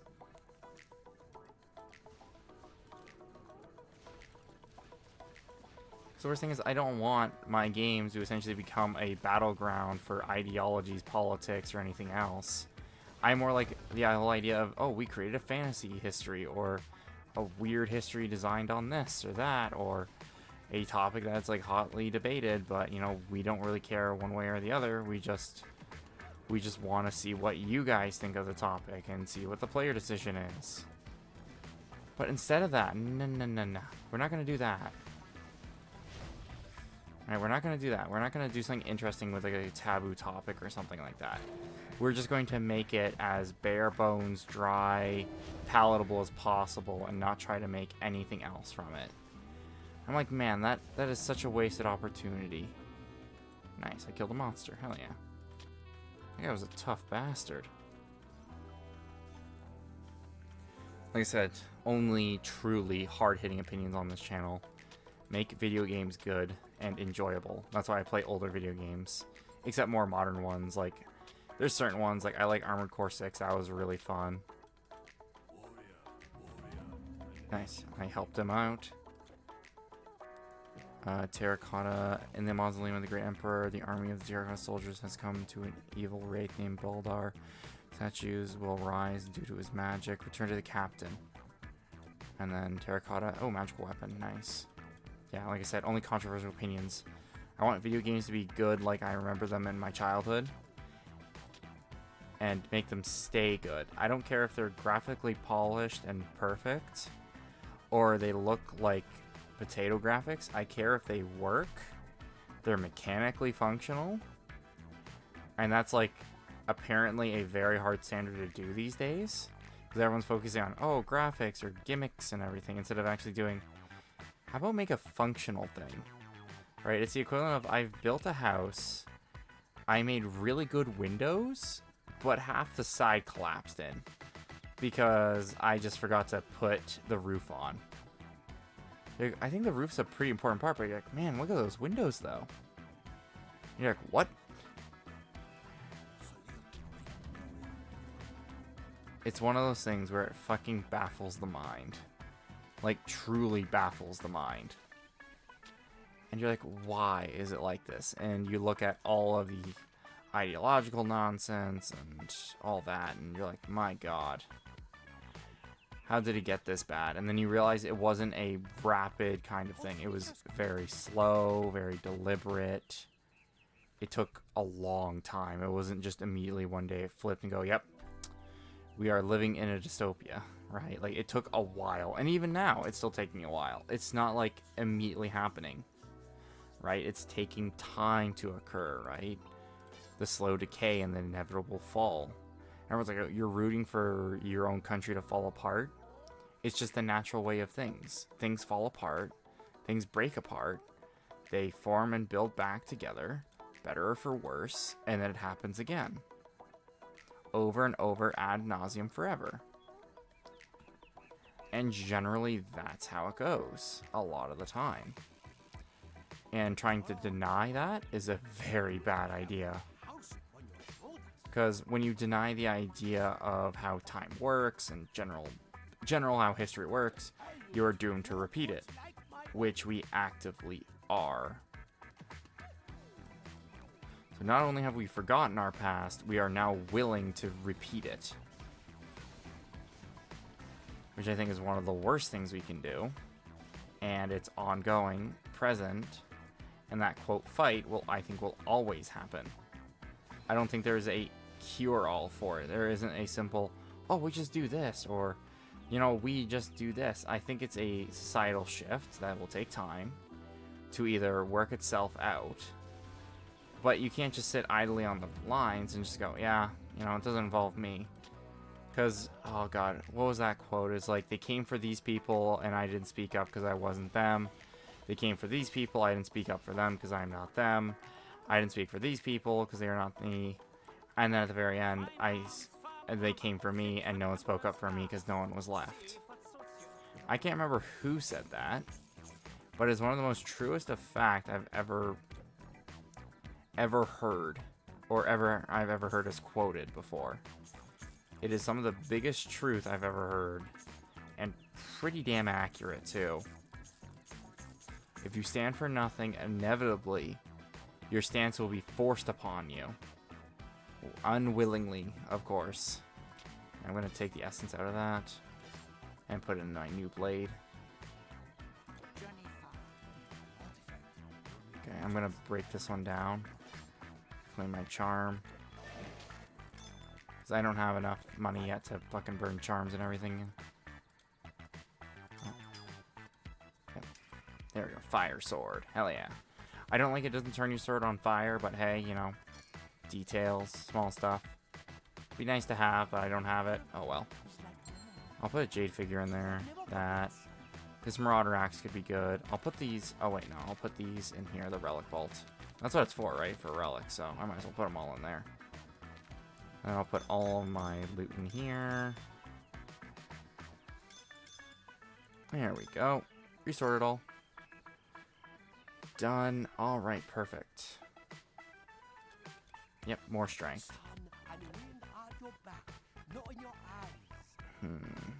Oh, right. I already used my skill points on Sacred Rage. Right.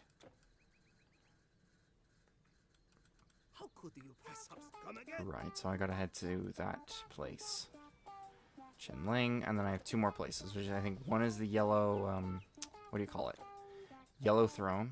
Oh, right, I gotta talk to the guard first, so I can actually get that magical item that I just busted my ass for. Where is he? There he is. Well, it's unfortunate, because I think they were using those clay soldiers as defense, so now they don't have them anymore. Which is unfortunate, because they were probably a pretty damn good defense. Is this a... No, this is just a straight-up wall. Okay, I gotta find a way out of the damn city. So that was the Empire. So I think down here is the right way to go. I'm pretty sure. Like I said, I never played a lot of Act 3 or 4. I know I've gotten to, like, Act 3 a few times, but I've never done a lot of Act 4 either. Yeah, so I think I'm supposed to go through the gardens now to get to the Yellow Emperor, I think. Sorry, we cannot open the gate. It is our last line of defense. Of course, you won't open the gate for me. Rude. Alright. Plan B. I'm going to keep exploring this way. Oh yeah, that's definitely an open point, yeah.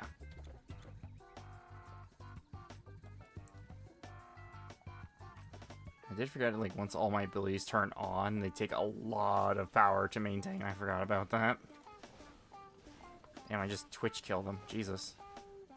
Okay, this guy's a bit more resilient, but he was wearing some heavy armor. Which I am not. I'm wearing, like, rogue armor. That is really bad.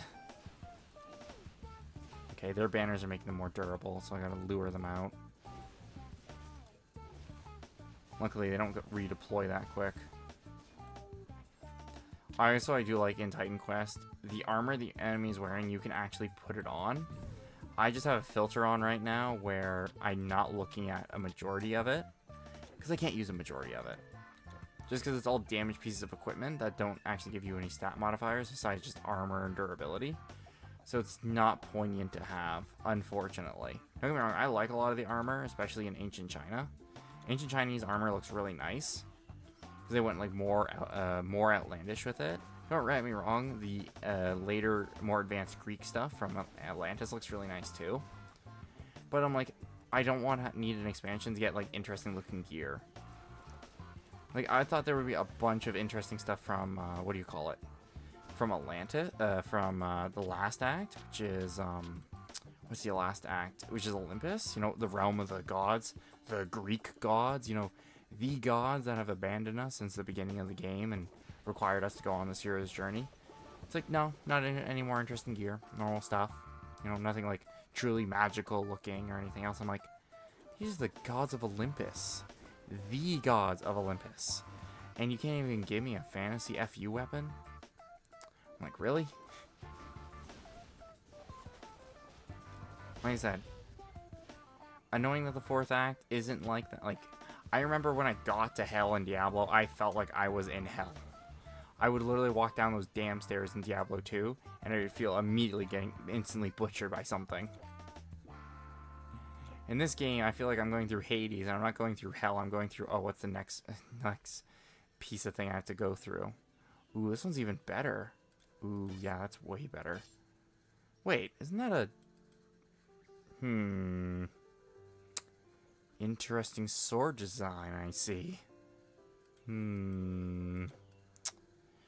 Strange sword design aside. Wait, is there blurs on it?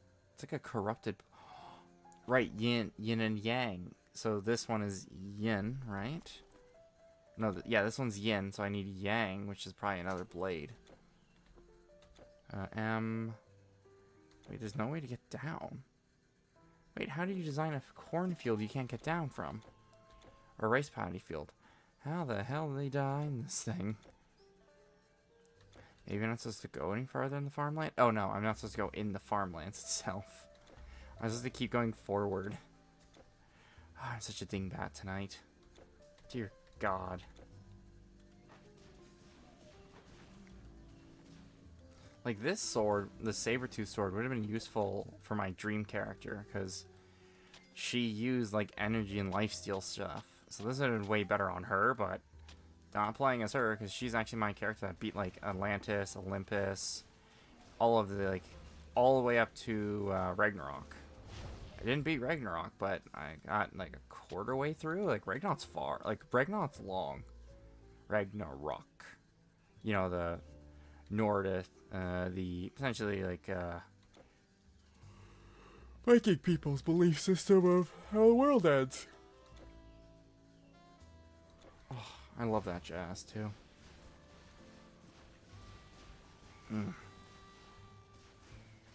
You know what? I'm going to finish clearing out these bugs. I'm going to see the next safest area I can stop at. And I'm going to get myself some coffee.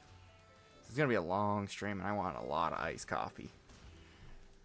One of my siblings, they buy, like, those big jugs for, like, really big discounts at those wholesalers, so... No need mystery and knowledge are both freed from desire. One can learn the hidden mystery. Right, so I'll be right back. Give me around 5 to 10 minutes, and I'll be right back. I'll have the background music playing just to keep it a little smooth and slow for now. And I'll be back in 5-10 minutes just to grab some coffee.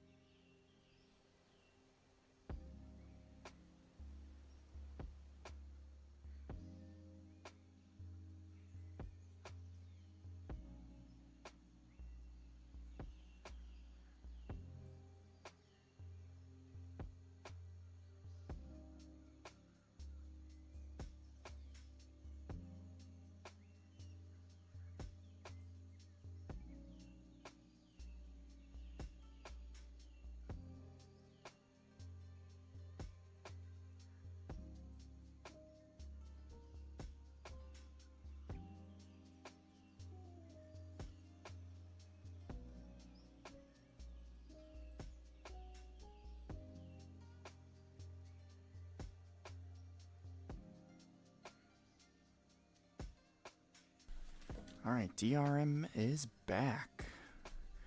My scraplets, let's get this done. Alright. Alright, stream is working. I got my, essentially my 41 ounces of coffee. I am ready for gaming.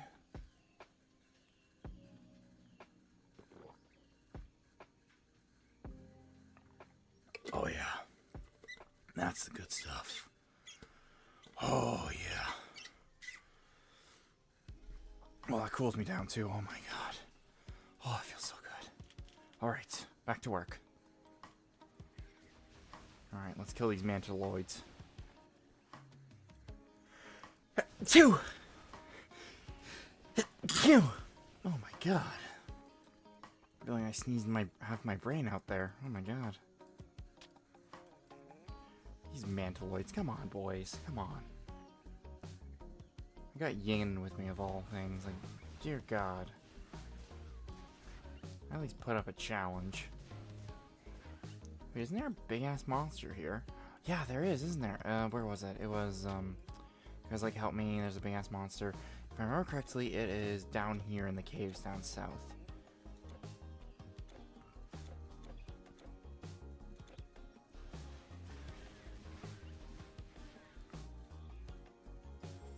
You know, I wish more of my YouTube audience would be here, or my perceived YouTube audience, but I think people don't watch the streams more than for like 10 seconds because they click on the wrong video. That's what my analytics was saying the other day, which makes me a little sad, but at the same time, like, I'm not giving up. That's one of the things. I'm a bit of a stubborn ass when it comes to that kind of stuff. I'm not going to give up until I know it's truly a lost cause, and even then, I'm still going to fucking keep doing it.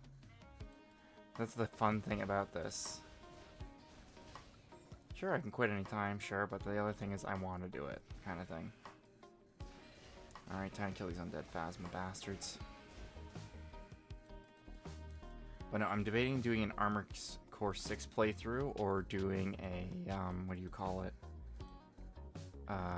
For Mecha Madness Mondays.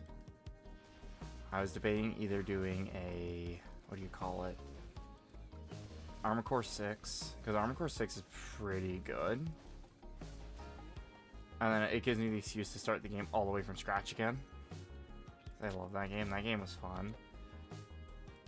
One of my friends actually, he's not a guy that's really into like really hard games, right? Like not like Dark Souls and stuff like that. I'm not making the comparison. Armored Core 6 is Dark Souls.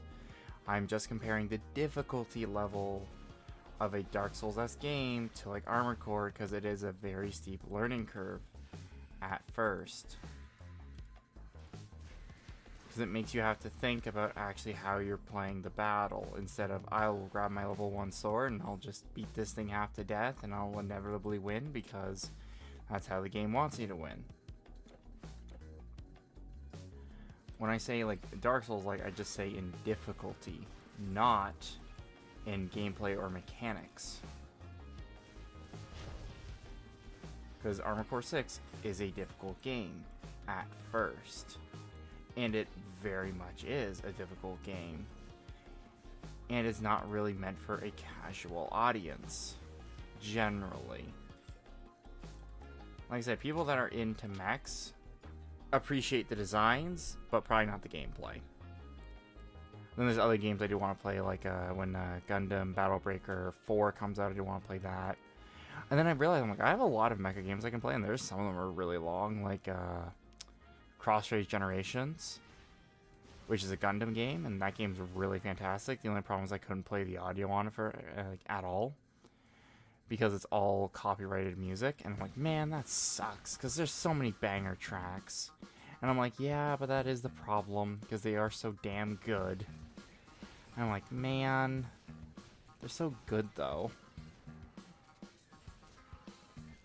But actually, I think there's a way to actually sync up your music, like music files, to it. So I might actually be able to use my my sound libraries to actually change the in-game music in that game. I'm pretty sure you can. So I might actually try to do that. That might be really interesting. Man, these guys are pretty damn strong. I thought these beasts were decently strong.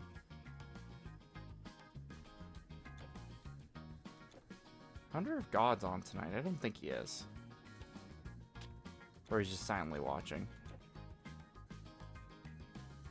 If you're out there, God. Props to you, mate. If you're out there.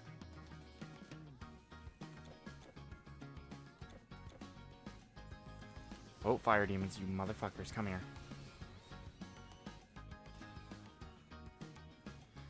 It's also weird, too, like, what I was trying to think of. Like, I was looking at my channel analytics the other day, like, on YouTube, and I'm like, okay, it's weird. I'm getting views. I'm getting likes. And then you always gotta wonder, how many of this is, like, actually organic?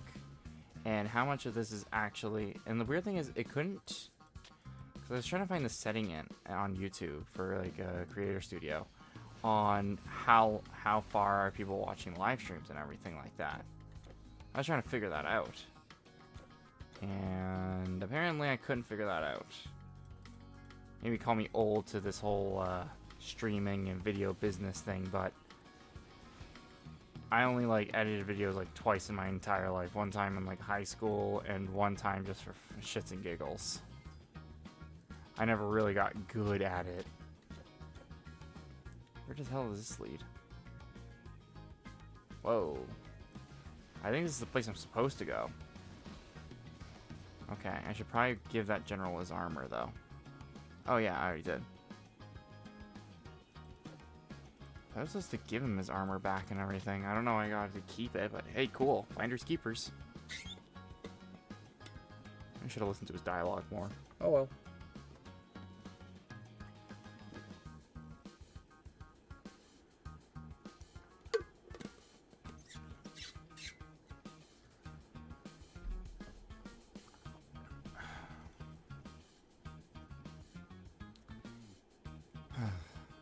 That was good.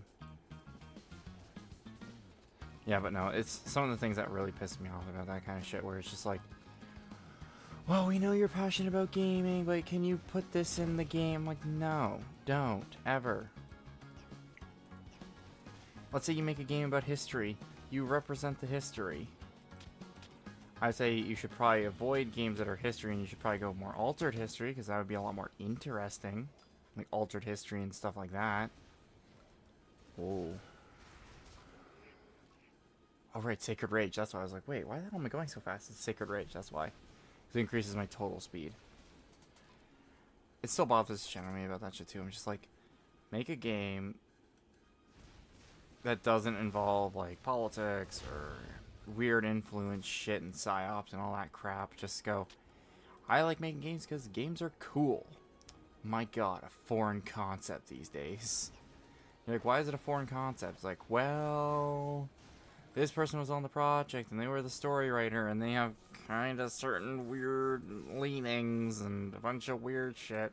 Why did you hire them? Well, they ticked certain boxes. I'm like, really? What kind of boxes? They're like, they're this, this, and this. I'm like, so you're hiring them on things that they can't stop being. They're like, oh, well, you know, we need more representation, of course. And I'm like,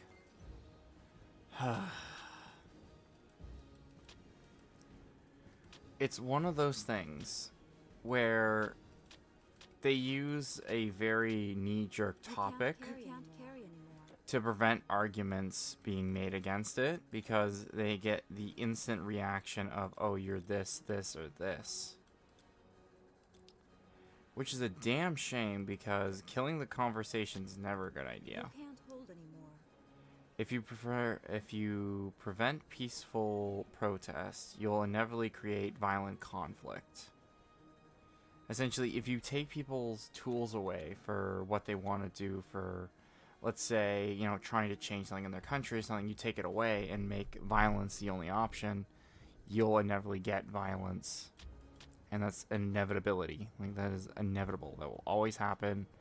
It's happened a lot in a lot of histories, where if you can't peacefully say, hey, we want to change governance, violence will never be assumed as the only accurate measure to be taken. Which is unfortunate, because the problem, because that's a massive problem, the more violent, let's say, the uprising or rebellion is, generally the longer the nation is in turmoil. Because what will happen is the next people that feel slightly wronged will try to rebel, and the next people that are slightly wronged rebel. But if it's like one side that's not a bunch of weird ideologies together or weird political philosophies, and it's just one solid, hey, we don't want to be oppressed, and it's one solid, essentially us against them kind of mentality, it generally works out better and less strife for longer compared to other ones where there's multiple factions of ideologies fighting for power at the same time as claiming main power of, let's say, the country or the state or whatever have you. Alright, so I'm gonna move over here, portal, to sell all my wares in Changning. Like, we're in the countryside in this place, and I'm like, my god, this is quite a countryside. And I'm trying to remember if I can do Atlantis before the end. I'm pretty sure I can't. I'm pretty sure I can't, because that would kind of break the story a bit, I think. So it's like, oh yes, the hero, before, you know, finishing that thing in oh my god, in Olympus, fighting down, you know, the Titan, they decided to go on a side vacation to this long-lost civilization of Greece that we don't even know exists, but we found it. Come again. Which is hilarious. Why carry what you can't put down? There we go. I'm gonna put my Babylon stuff in there, just so it's sorted. Wait, what are they fighting? I thought they said it was too dangerous to open the gates. You guys bloody lied to me. Liars. It's too dangerous to open the gates. Proceeds to open the gates to kill demons. Like, guys. Oh yeah, we're going to the Jade Palace to see the Yellow Emperor. Huh. You know what's funny? I haven't actually been reading the quests at all. I've gotten lost a few times because I haven't been reading them. Very poor showing on my part to a certain degree, but hey, you know, reading is generally optional in these kinds of games. Should be fine. Not like there's massive kind of consequences if I don't read quests. Yet.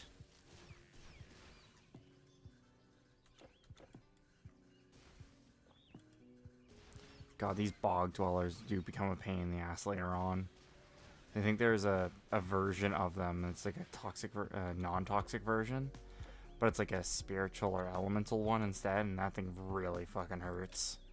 Oh, Viney Growths, those are good for regen. I think those are the only things that offer regen, and I think it's only in the wrist armor? Oh, all armor. Dense vegetation material, or dense plant material.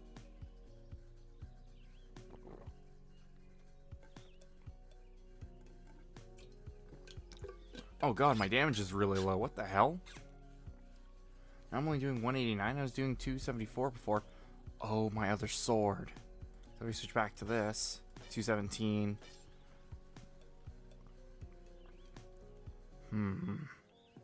Imperial Remnants. Okay. Normal difficulty. Yep. Okay. I'm more hoping my damage isn't too hindered. I hope. Because these guys are chunky. Seems like I can kill them relatively easily, but I think I may want to upgrade Rune Weapon more. My next level up will probably be Rune Weapon upgrade. Just the base kit of it, not the other parts. Just because it ups intelligence damage, so if I have more things that do intelligence damage, like my fire enchantment and all that, it will at least help. No problem, they didn't like how much money or resources I had to spend initially to get all of my stuff to essentially a place instead of being able to upgrade the skill at first. But I think like upgrading mastery is like the need to do first with your general points and then your specific points. Taoist mage, huh? Taoist. Oh, Taoist mages are the individuals that believe in the balance of all things, essentially. So generally, if there's too much yin, they have to balance it with yang and all that.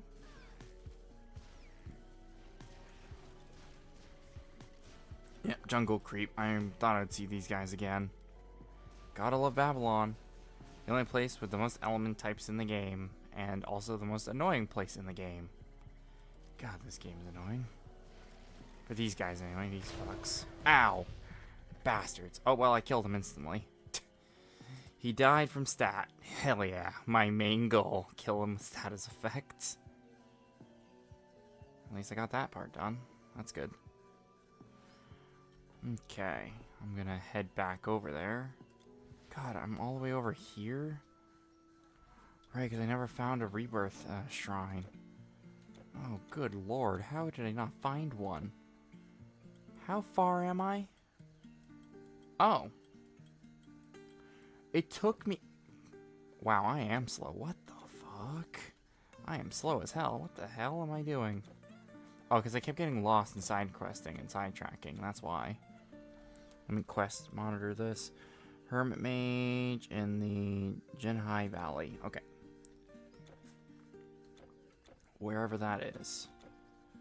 Yeah, the general's like, oh, did you find my armor and weapons? I'm like, yeah, I already sold them one. Having no need for weapons or armor, I threw all I had deep into a cave, freed from desire. I don't know why, because monsters are literally here. If you're going on a spiritual journey, unless you're so powerful, you can literally monk them to death with just your fists. Like, if the dude's that powerful, I give him props, and he's just like, I don't need this gear anymore. You know, I'm just so godlike without it. I'm like, I would still prefer to at least wear armor. I don't think you became being punctured by things, or stabbed by things, or bludgeoned by things. So I would prefer to at least have armor. If you're going to rely on your fists for weapons, I would at least prefer armor. But hey, you know, I'm going to let that guy live his life, that general. I'm going to just see how he lives, and, you know.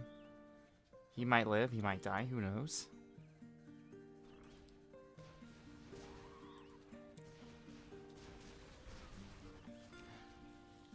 Actually, it's interesting that they chose ancient China of all things to go back to. That's what I found was interesting. Because there's Egypt, and Egypt had a lot of cool shit that we could have done.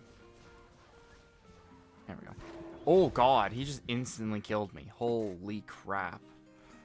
That was powerful. Holy shit. That was an insta-kill. Good lord. Okay.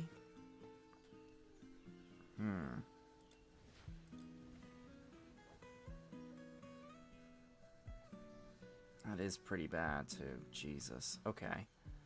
That means I gotta head back there again, because that damn mage insta-killed me. I hate mages in this game. They're so strong. Alright, let's huff it back to my dead body again. Across these bloody rice fields.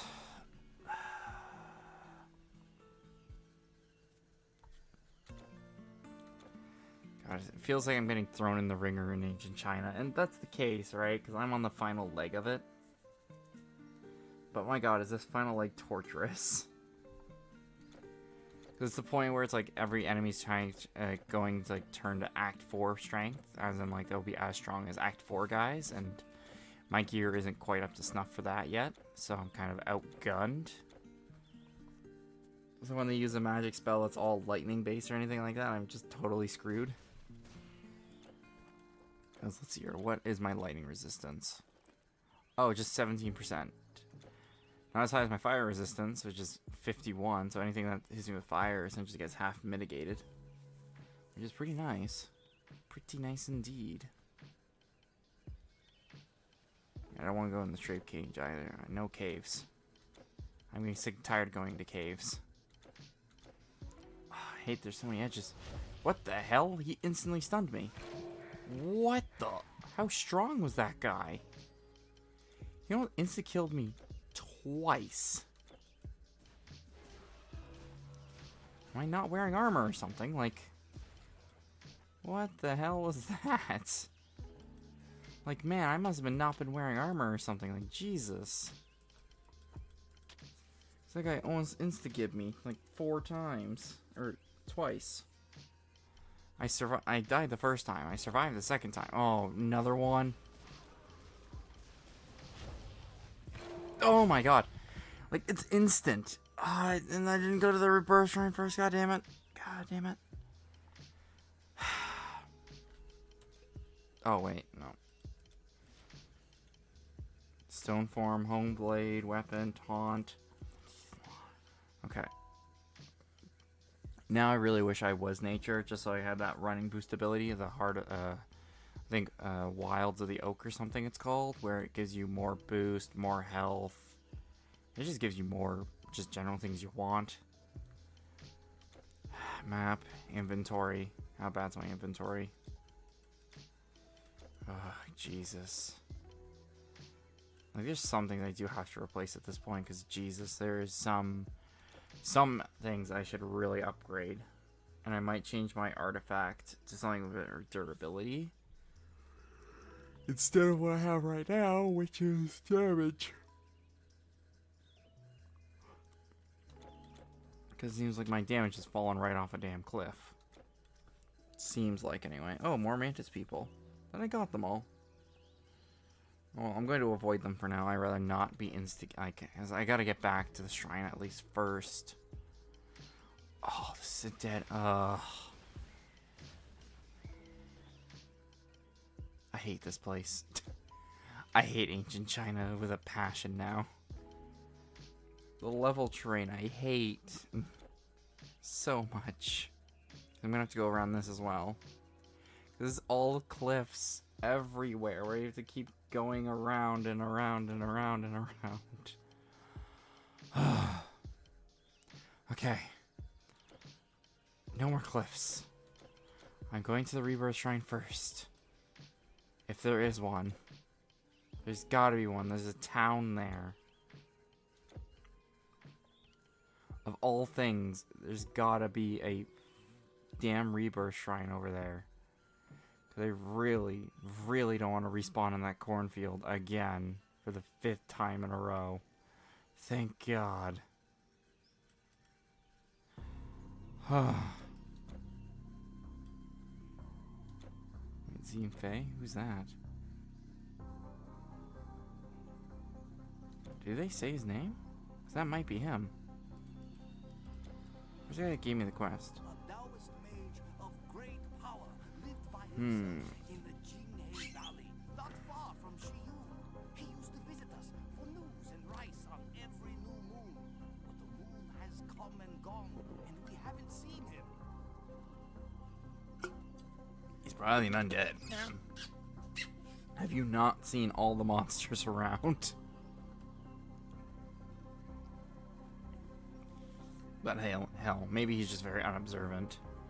Maybe he's just been in the city the whole time and hasn't noticed all the damn monsters around.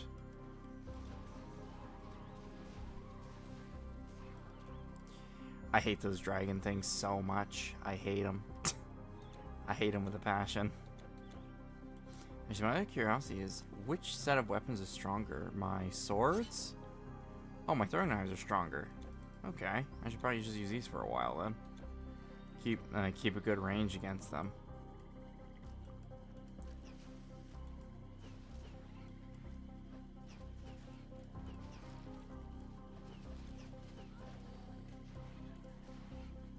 Nice. My fire retaliation damage is still pretty high.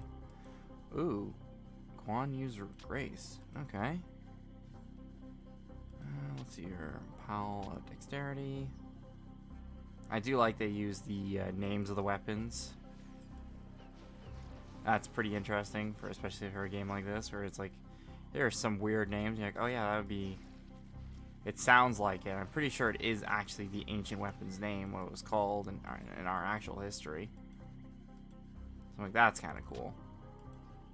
It's always cool to see that kind of stuff in game, even though you can't pronounce the shit out of it, like the Zayu, which is like a sword. That's always cool to see, though, you know. Always cool to see different kind of names for weapons. Oh, short sword, Chinese version or something. Just imagine that. It's like, this is the Chinese sword. This is the Egyptian sword. This is the one from Babylon. Or from Hades or whatever. It's a quest item? Why is it a quest item? I found a random scroll in this dungeon here. It's saying it's a quest item, right? Yeah, huh. Wait, part of a spell written on a sketched hide. Wait, who needs a scroll? Ugh. That is the problem with this. Sometimes you find caves and stuff, you have no idea what its relation to is to anything. So maybe I'll find someone in China here that actually wants a scroll. I doubt it, but we'll see. We will see. Okay. Oh, God.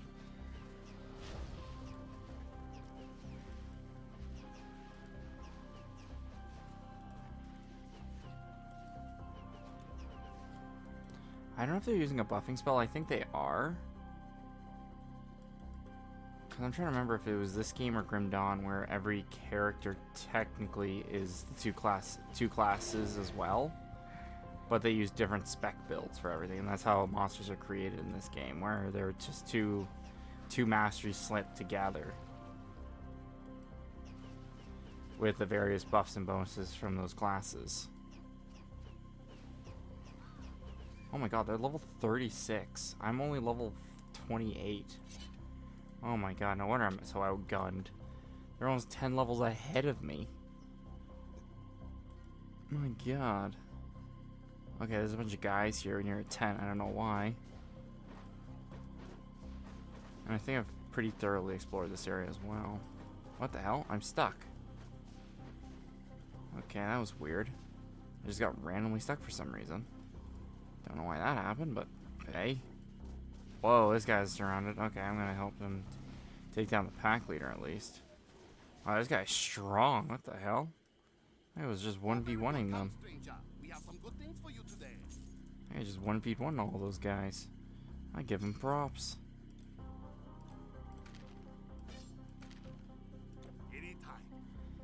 God, where the hell does this scroll piece go? I bet you everything I looked up the quest, I could probably find it, but hey, whatever. Hells.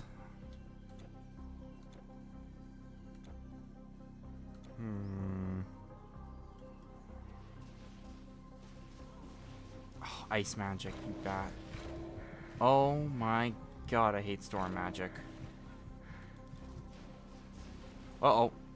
Nope. I'm about to be disabled again. Nope. Running, running, running. Shit, I gotta lure these guys away. Like, really far away, so they can't do anything, and then I can start taking them down. So that's the problem with these guys. I gotta lure them away. There we go. Oh, Babylonian armor? I don't remember if I had that one. I don't think so. I think I had... Was it... I know one was shield. What was the other one? Yeah, I don't think I had this one yet. So this one, I might actually be able to build a set now, or some of the set at least. Wish I had the Greaves, but hey. You know, that's a nice thing to have, and I'm gonna have for a while. Oh, War Chief? Ooh, cool. Get to fight these big bastards, hell yeah. I like fighting the bigger enemies in this game, because they feel more mythological. They feel more like a great monster of history being slain, or a great legend being slain, instead of like the tiny monsters that are just like, yeah, we can just summon thousands of us, and we have like insta buffs that will kill you. Like these tiger men. They're bigger than the character, obviously, but the thing is, they don't feel like a chat. Like, I'll be like, oh, I gotta kill the casters first because they stun lock me and all that, and they run away and all that. Yeah, see, because that's all they do. They just run away, right? I should probably switch to my knives and take care of them. I think. Weapon swap. Yep. I gotta use my weapon. I gotta use my throwing weapons to kill them because they're just being little turds and sitting from far range and going, oh, you can't hit me, you can't hit me. Asses. But I'm hoping I can upgrade to the Babylon armor so I at least have a decent stat line.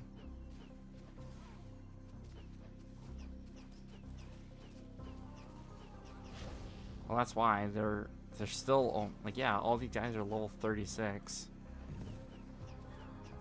Oh, I found the other sword. Nice. Oh, crap. Yeah, see? The fucking lightning will instantly stun me. It's a very powerful spell. The only problem is they have the advantage of numbers that can cast multiple lightning spells on you. So they can actually leave you permanently stun locked. That's happened to me once or twice before where I've been permanently stun locked. As a result, it is not a fun time. It is definitely not a fun time.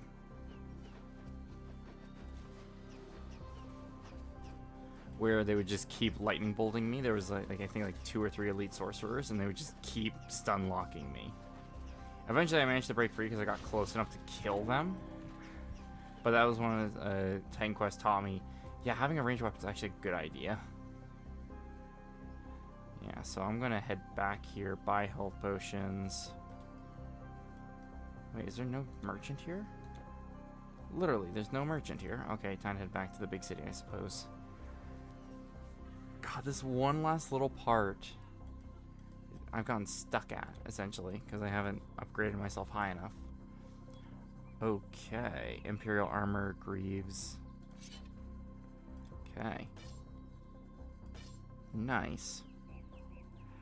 So, Leech and defensive ability. That's nice, because that means I'll have more defense. I think I'll keep the Sabertooth as an auxiliary weapon. And then I'll use the Arcanist to break apart one of my others. Yeah. Relics? Yes, relics, eh? Oh my god, it took so much money to pull that out. Huh? Wait. Oh no. I just lost my Prometheus Flame. Uh-oh. Okay, I'm gonna have to change my loot filters. Options. No filter. Nope, I have glitched my rune. Crap. The lotus blossom's petals are not brighter than a mage's staff. Fortune. Okay, I better head Why to carry this and see what I got. So Babylon helmet, armor, and then shield. So then I have armor and helmet. Do I have anything else? Are my other ones? Ramses, nope, that won't help. Nightmare won't help. I think those are the only two. I don't have Greaves or anything interesting. Okay. So I'll put the Storm Eye in there. And I'll put Sabertooth in there. Oh, I should probably put the animal parts in here too. Okay, and I can't put anything in blue weapons because that's this thing about blue weapons. So what does the bonus get? More movement speed and elemental resistances, which that will help tremendously actually. Casting speed, offense, strength, and lightning resist. Fire resist, offensive ability, and regeneration. I think I'll put both these just in reserve, just if this doesn't work. I have a feeling that the Babylon gear won't be that strong. Oh, finally, phew. I was able to save it. Now I'm going to turn my filters back on, because I really don't want to have those janky filters on. Single. Done. Perfect. Okay, let's find the portal, head back, and let's see how well this turns out now. With the, like, I think 2 pieces of Babylon and both the Yin and Yang blade. I know, okay, so I gotta cross the bridge. I've only explored like a tiny little bit outside of this village. It doesn't help that all the enemies are like level 36 and above. It does not fucking help. I'm pretty sure the monk was over here. I'm pretty sure, yeah. Perhaps you can help if you would cleanse the cave. If you would cleanse the cave, I shall find some way to thank you. Okay, let's see here. Behind the waterfall?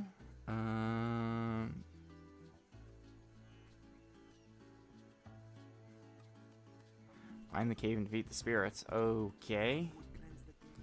I don't know why it's saying it's in that region. It should probably be here, because this is the most modern region.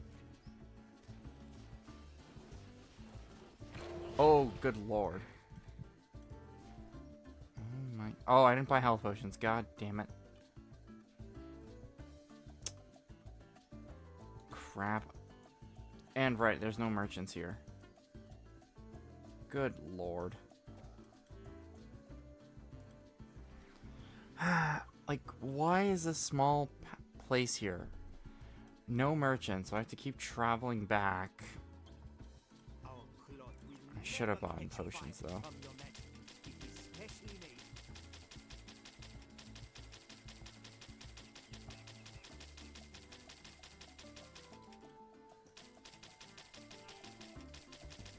Okay.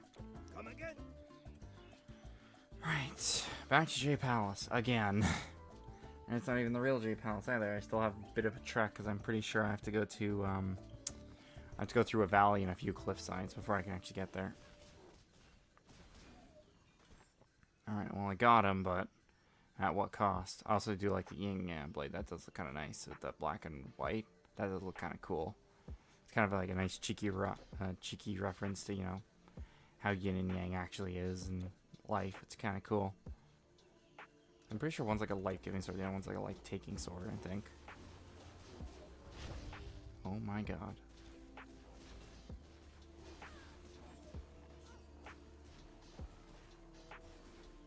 And swords are pretty fast too, which I do like. I do like faster blades like this.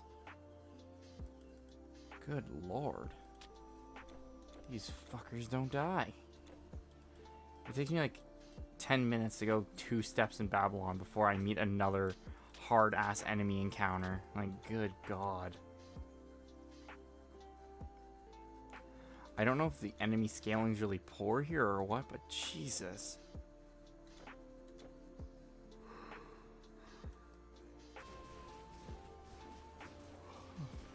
My god, these guys are hard to punch through. It's funny because I was punching through them pretty easily before. Oh no. I hate these Drygons. I want out of ancient Imperial China forever. I never want to come back here. And I know I'm going to have to come back here for the Ember Quest one. Oh yeah, they stun me. What the hell? I have no idea how they're stunning me. I think... Oh. At least my elemental resistances are helping.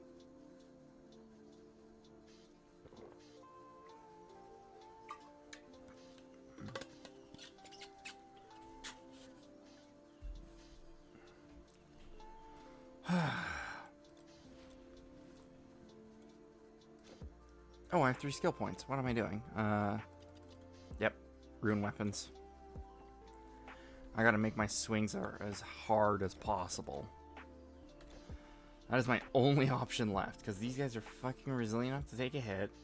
They're like, I gotta just be so strong that I can just instantly purge these guys. Because, my god, are these guys tanky. Right? Oh my god. Yeah, they stun me with magic. That's, I don't know how they're doing that, but...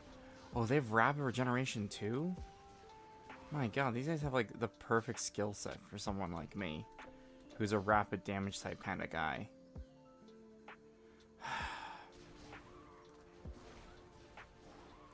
Yeah, why can't I have more of these guys that just have regular ass weapons that I can fucking be fine with? No. We have to have like 10 mages every 1 step. We have like 10 goddamn mages just waiting there and just magic nuke the shit out of me. I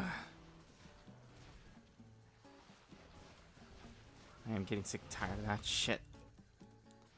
Getting stunned by magic and shit. That is getting that's getting old real fucking fast.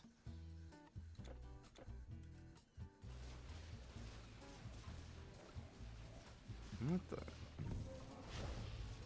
the Ravager? What the hell's that? It's a weapon. It has damage stats, so I wonder what that does. Well, that it could be a shield, but I doubt it. Also, as defense, I can't really use my my shield as a weapon. Okay, what is in these caves? Like, I don't know why I'm even here, to be fair. I'm just kind of here because it's a cave. Okay. I'm trying to remember if the farmer wanted me to go in these caves to cleanse them or something. I don't think so. Mortuary cave. I thought I was supposed to come here for some reason. I'm pretty sure I am. Pretty sure.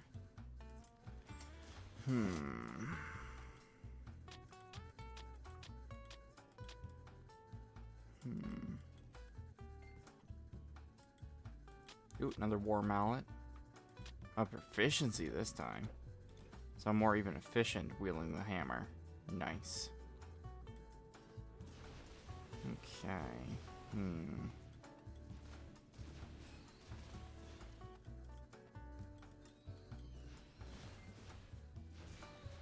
I do like I'm just causing psionic burn on them too. That's pretty funny. Even though I don't even have that ability because that's a dream school. a dream ability, which is Psionic Burn, and that thing is really nice. So good to have. Especially against demons. God, it fucks them up so good, too. I never really understood the whole anti-perks thing, you know, the whole, like, anti-demon beast folk, because, like, you fight all of them. You don't fight just one.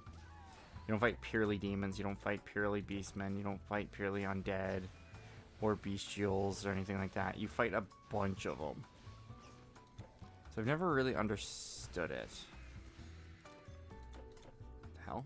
Oh, spectral matter. That makes sense, because they're ghosts. Of course they'll drop spectral matter. I'm pretty sure this is for the farmer's quest line, because he did say a lot of the dead were rising.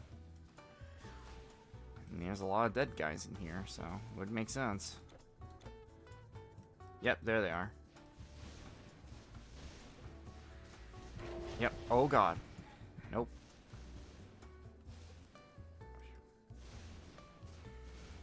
Yeah, of course they're all archmages, of course. There could have been like a grand farmer or something. No, no, no. They're all fucking archmages, because of course they are. Well, at least I took care of that. I have to talk to him about it. And then the hermit mage. His home in that valley, which I don't think I've hit yet. I'm pretty sure not. Oh no, I'm in the valley. Okay, so Mr. Mage must be around here somewhere. Somewhere. But where? I'm gonna move the microphone closer just to get more comfortable. Okay, much better. Okay. I want to find this bastard. Well, the farmer's here at least, so I know where he went. I can't ask the farmer, hey, have you seen this spiritualist mage around anywhere? May fortune bring you long life, riches, and happiness. You know how many times I've died to these lion assholes? Mate, yeah, I'm not going to have a long life or happiness. I'm going to have suffering. But thank you for asking. I was hoping to go beyond, but I don't even think I'll be able to do regular Titan Quest at this point. Like, my god. I forgot how long this segment actually is. Oh, the bridge is down here. At least AK was here, you know. He was fun to talk to again. It's funny, both my followers came from Warframe. And I love Warframe. Very passionate about that damn game, and I will still play it, but I do want to change up stuff, so that'll be the plan going forward, of course. Oh, fucking mages, come here, you little bastard. Like, more like things like Titan Quest and everything.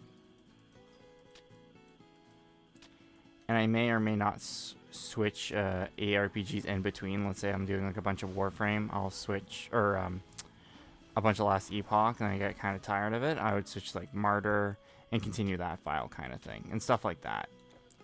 Just so it's a little easier to recognize. God damn, they have so many guys. The worst thing is when they stun me with that fucking stun blast ability. Where they stun the shit out of me.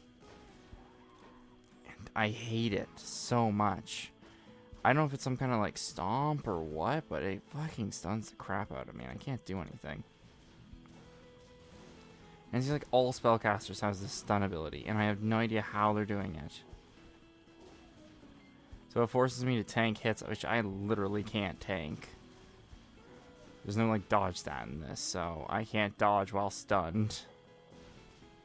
And my god, it becomes an issue. Like, massive issue.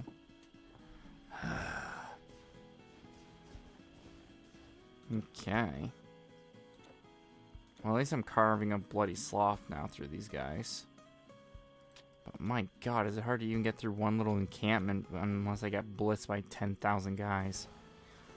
Oh, good. A tiger monk. Oh, he instantly killed me. Come on, die from burn. Damn it, he didn't die from burn.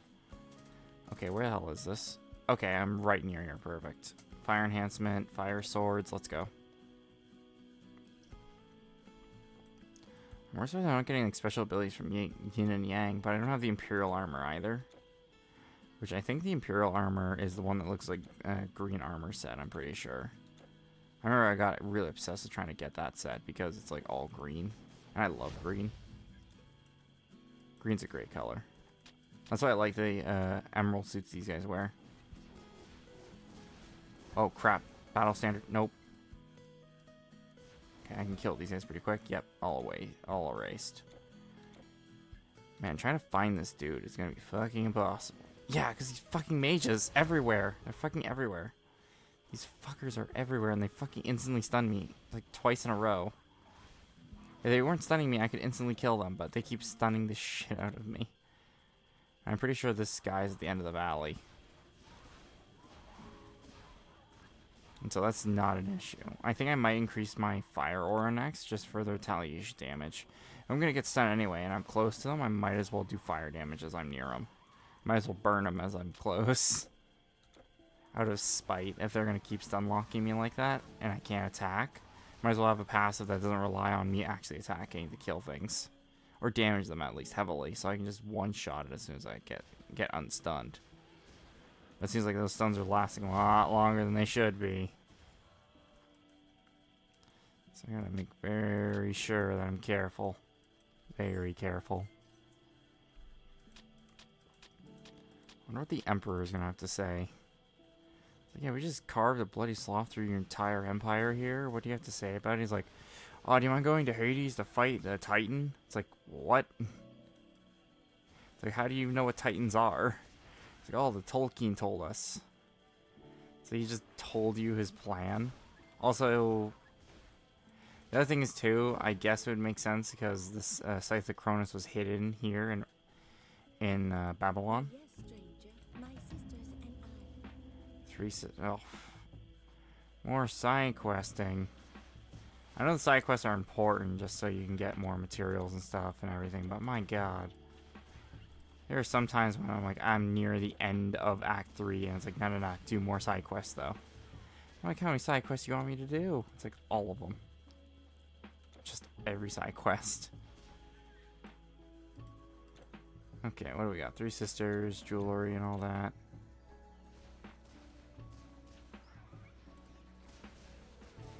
I don't remember if I get anything special finding that spiritualist guy. I don't think so. Not that I remember. I know the XP bonus is really not... Yeah, see, they just instantly stun me with, like, energy orbs. Oh yeah, and he's instantly regenning too, yep. God, some of these guys are so tough to even take down because of their whole regen nonsense.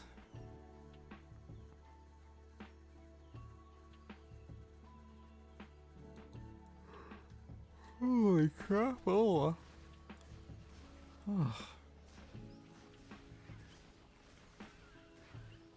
God, and tomorrow I'll have to do much shopping, and I might do some cleanup in here, and then I might work on my master grade Verka Zeta Gundam, not double Zeta, regular Zeta. That came out maybe like a year ago. I bought it as soon as it came out, and it was available to get it. But now I've built maybe like 2 or 3 sections, and I just haven't had the willpower to get back to it. So I'm hoping to get back to it probably tomorrow and get it done, you know. My workbench is full of other model kits that I built, and I'm like, oh, I want to do a teardown build on this guy and redo him. And then I just lose motivation. Huh. I'm supposed to go up here, right? Yeah. That's one thing about Titan Quest I think is a little still archaic, is some of the map design is weird. And very hard to follow. Also, I wish I didn't have to plan out for stun avoidance. Because, like, it seems like all the high-level enemies all use stun. So I have to plan for now stun avoidance alone. Mount Q. Of course these flying demons are around. Of course. Of course these flying assholes are around. Well, at least I have the ability to put their asses and elbows together at least. Just to get them clapped. Oh look, the Jade Palace is just up the road here. And I have to fight a really fucking angry bull for it. Oh, he does fire damage? Oh, easy mode. Oh no, he summoned demons. What will I ever do? I don't think they'll be burned to death. This might be the easiest fight because I'm actually immune to fire. Or pretty damn close to it. In the enemy size, anyway. Am I actually immune to fire? Fuck no. Not even close. Awesome. Well, now that big bastard's dead. Shield of Balance. Obviously they can't be for the yin and yang set, because yin and yang is 2 swords. Okay, what did we get? Ooh, sorry, my little crown. That could be good. Oh, right, I'm wearing the Babylonian armor. Not good. And those Atlas gauntlets still give me a decent amount of defense. They give me like what is it, 96? 72 for gauntlets that are only level 13. Like, that's really decent. What the hell is that thing? Oh, that's the crown for the fish people. Worthy traveler, welcome to the Jade Palace. You know why it took me to get here, man? Gods chained this titan beneath the mountain. There is grave danger. If he is freed, he may return. From here I contemplate our mortal world. Thus ever clear and seeing, I was aware of your progress and awaited your arrival. In my youth, I arrives. Hurry, the Titans, sir. Take the passage which leads below. Ooh, I can take the passage. Nice. I wonder where this leads me to. Oh, Jade Emperor's Serenity. Hell yeah, I'll take that. He said this path takes me back to the city, right? Or does it just take me directly to the Tolkien? Weird the Tolkien didn't try to kill him. He only had like 4 spectral guardians. I don't think it would be that hard for him with the Scythe of Cronus. But hey, maybe he was feeling lazy. He's like, nah, I don't want to kill him today. Laziest assassin ever. He's like, I'm not going to do my job today. You get to live another day. That'd be hilarious. It'd be like, world's laziest assassin. Yeah, I'll just let you live for the day. I don't care. It's like, this is the equivalent of like that clerk that works at like Walmart or something like that, and they're like, yeah, I might get fired tomorrow or whatever, so I don't care if you steal today. I don't give a fuck. I'm not gonna have the job long enough to care anyway. That's what it sounds like. This Tolkien is just like, yeah, nah, it's all good. It's like, man, this thing's pretty nonchalant with having a god-killing weapon. Natural cave. My god. There's a lot of these bastards. Actually, I'm more curious because I think the Jade Palace is second to last, right? So what's the last portal? I doubt it's Hades. Or, what's it called? Olympus. That'd be pretty significant to put in. I guess that's where Act 4 begins, is you're just in Olympus. Fighting, what was his name? Was it Atlas? Or was it Cronus himself? I'm trying to remember if Cronus' scythe is actually linked to Cronus himself. And that's why it's so dangerous and so powerful, is because it is the embodiment of Cronus, which is a time titan. The Titan of Time. It's already pretty high caliber for most people. Genuine Wetlands? Where the hell's that? Is this a new area? Oh yeah, it is. It's definitely a new area. Holy hell.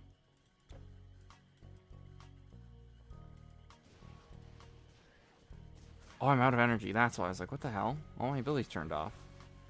Because I think when Sacred Rage triggers plus everything else, it just depletes my energy so quickly. So I may want to invest in something that refunds energy. I'm pretty sure one of my abilities does. So I'm going to check that out. See if I can get that more amped up, just so I can keep my energy pool high. There's a bunch of shit in here, so I'm going to check that out. Whoa.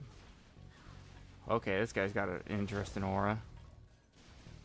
Okay, got him, and got this guy. Perfect. I killed the real skeletons of threat. Now I can just mop up the floor with the rest of them. This is interesting. Spirit Domain gives you like undead damage. Dream gives you damage against demons. Hunting gives you against beasts. What's his name? Rogue gives you against humans, which might actually be really good for the beginning of the rogue class. Might be really good for the beginning of fighting all of the humans you have to fight in the Nordic areas. Like, you have to fight a lot of them. There's a lot of fucking bandits in the Nordic areas. I remember like a quarter of it's all bandits, with some mythical creatures thrown in, like maybe an like a beastman every once in a while, or a boss that's you know, mystical or sorry, magical. That's the word they use in this game, magical creature. Or a beast. Holy hell.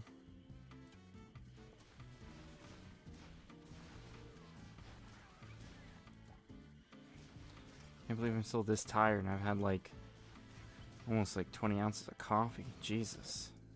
Oh, nope. That's pause button. It's because my butt hurts sitting in my chair for so long. Maybe I need a butt cushion, maybe. I see that a lot of streamers have that. They have like a butt pillow or something. Oh, god damn. A pack leader. Jesus Christ. Ugh. I hate it. Because by the time I waste my resources on trying to destroy that banner, I instantly die.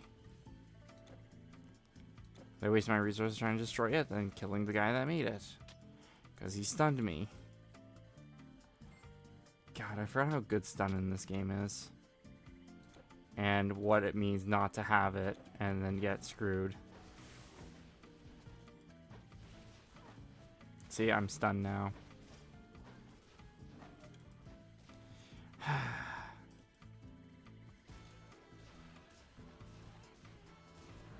All these guys get insta-gibbed when I fight them. You can't carry anymore. Really?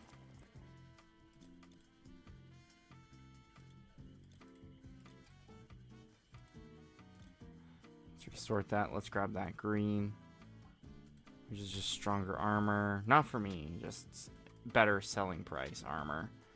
Because I do like that when games do a rarity system, so you at least know which items will sell easier to sell. Not go, oh yeah, it's this color, or I have to check prices. Like, no, no, no. Color means cheaper or more expensive. Yep, okay, that was close. So I think they were in the aura with the banner, which makes them attack faster, and attack harder, and all that. And generally, the enemies love using that ability with their guys. Which, don't get me wrong, it makes them very formidable. Not damage spongier, though, just more damage. Ooh. Freeze! What legend? The charm has broken. The monsters are all around her. I was saying, I'm like, that's weird. I haven't found any of those sisters yet. Where the hell are they? And apparently, they're just around here, like one of those most dangerous monster-infested places in all of China. And you just find them, and you're like, what the fuck? Like, this whole place is a what the fuck moment. Massively. Trying to navigate this place is horrid. There's so many monsters that are just all a certain status type effect. And all of them do it all the time, and they're a pain in the ass. It's like, oh, one does piercing damage, one does fire damage, one does ice damage, one does lightning damage. You're like, my god. And like, one does poison damage. I'm like, I can't get myself immune to poison damage. Then all the other guys are like, oh, now she's weak to everything else. You're like, oh my god. These games always feel like a balancing sheet at the end, where you're balancing between like certain element types and how are you going to fight certain creatures, and even then you can't predict what creatures you fight because they just come in hordes and they are normally mixed together with other creatures. So you can't do the whole, oh, I have a dedicated build for this guy, and this guy.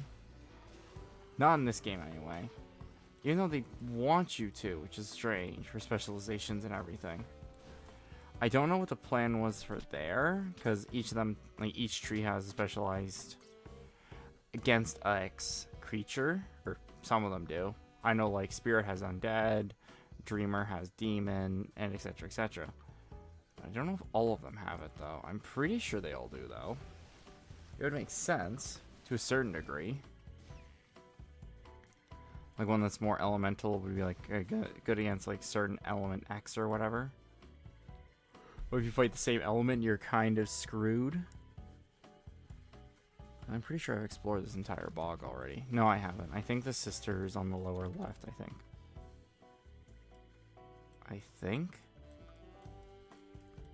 No, I think that's just the one I met earlier. Yeah, so I think I have to go up here, I think. I went all the way around just to get to this bridge. To cross it, to get into the courtyard on the other side. You have no more room. Oh my god. Oh, that guy's a really big sword. Nice. Man. I do hate taking these guys down a peg, though. Feels good and cathartic, but at the same time, Jesus. Okay, good. Now I'm in the city proper again. Now I can unlock a door, and then I can save, and I might call in stream there. This has been a long stream, and I thought I would be here for a lot longer. But my god, Titan Quest just takes it out of me. Especially when it's like this. So I thought I was halfway through. I'm not even close to being done. It doesn't feel like it anymore. Like, my god. I think I'll kill the skeleton. I think I'll kill every enemy in the area real quick, and I'll drink some of my coffee. See if it'll get me awake. Oh. I like a fire spirit is weak to fire, or it takes damage from fire attacks. Not a significant amount, though, but still.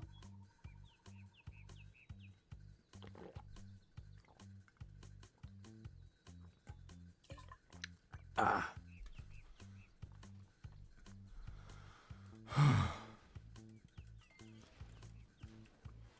I'd say it's refreshing. I think I'll just chug the rest of my coffee.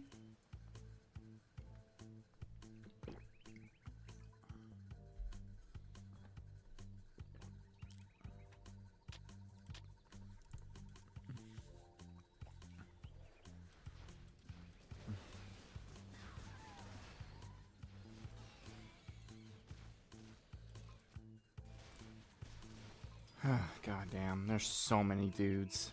So many.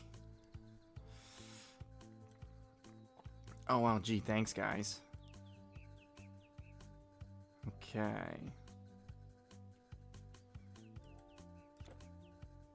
Okay, find Wusu Mountain. That's gonna be a tomorrow stream problem.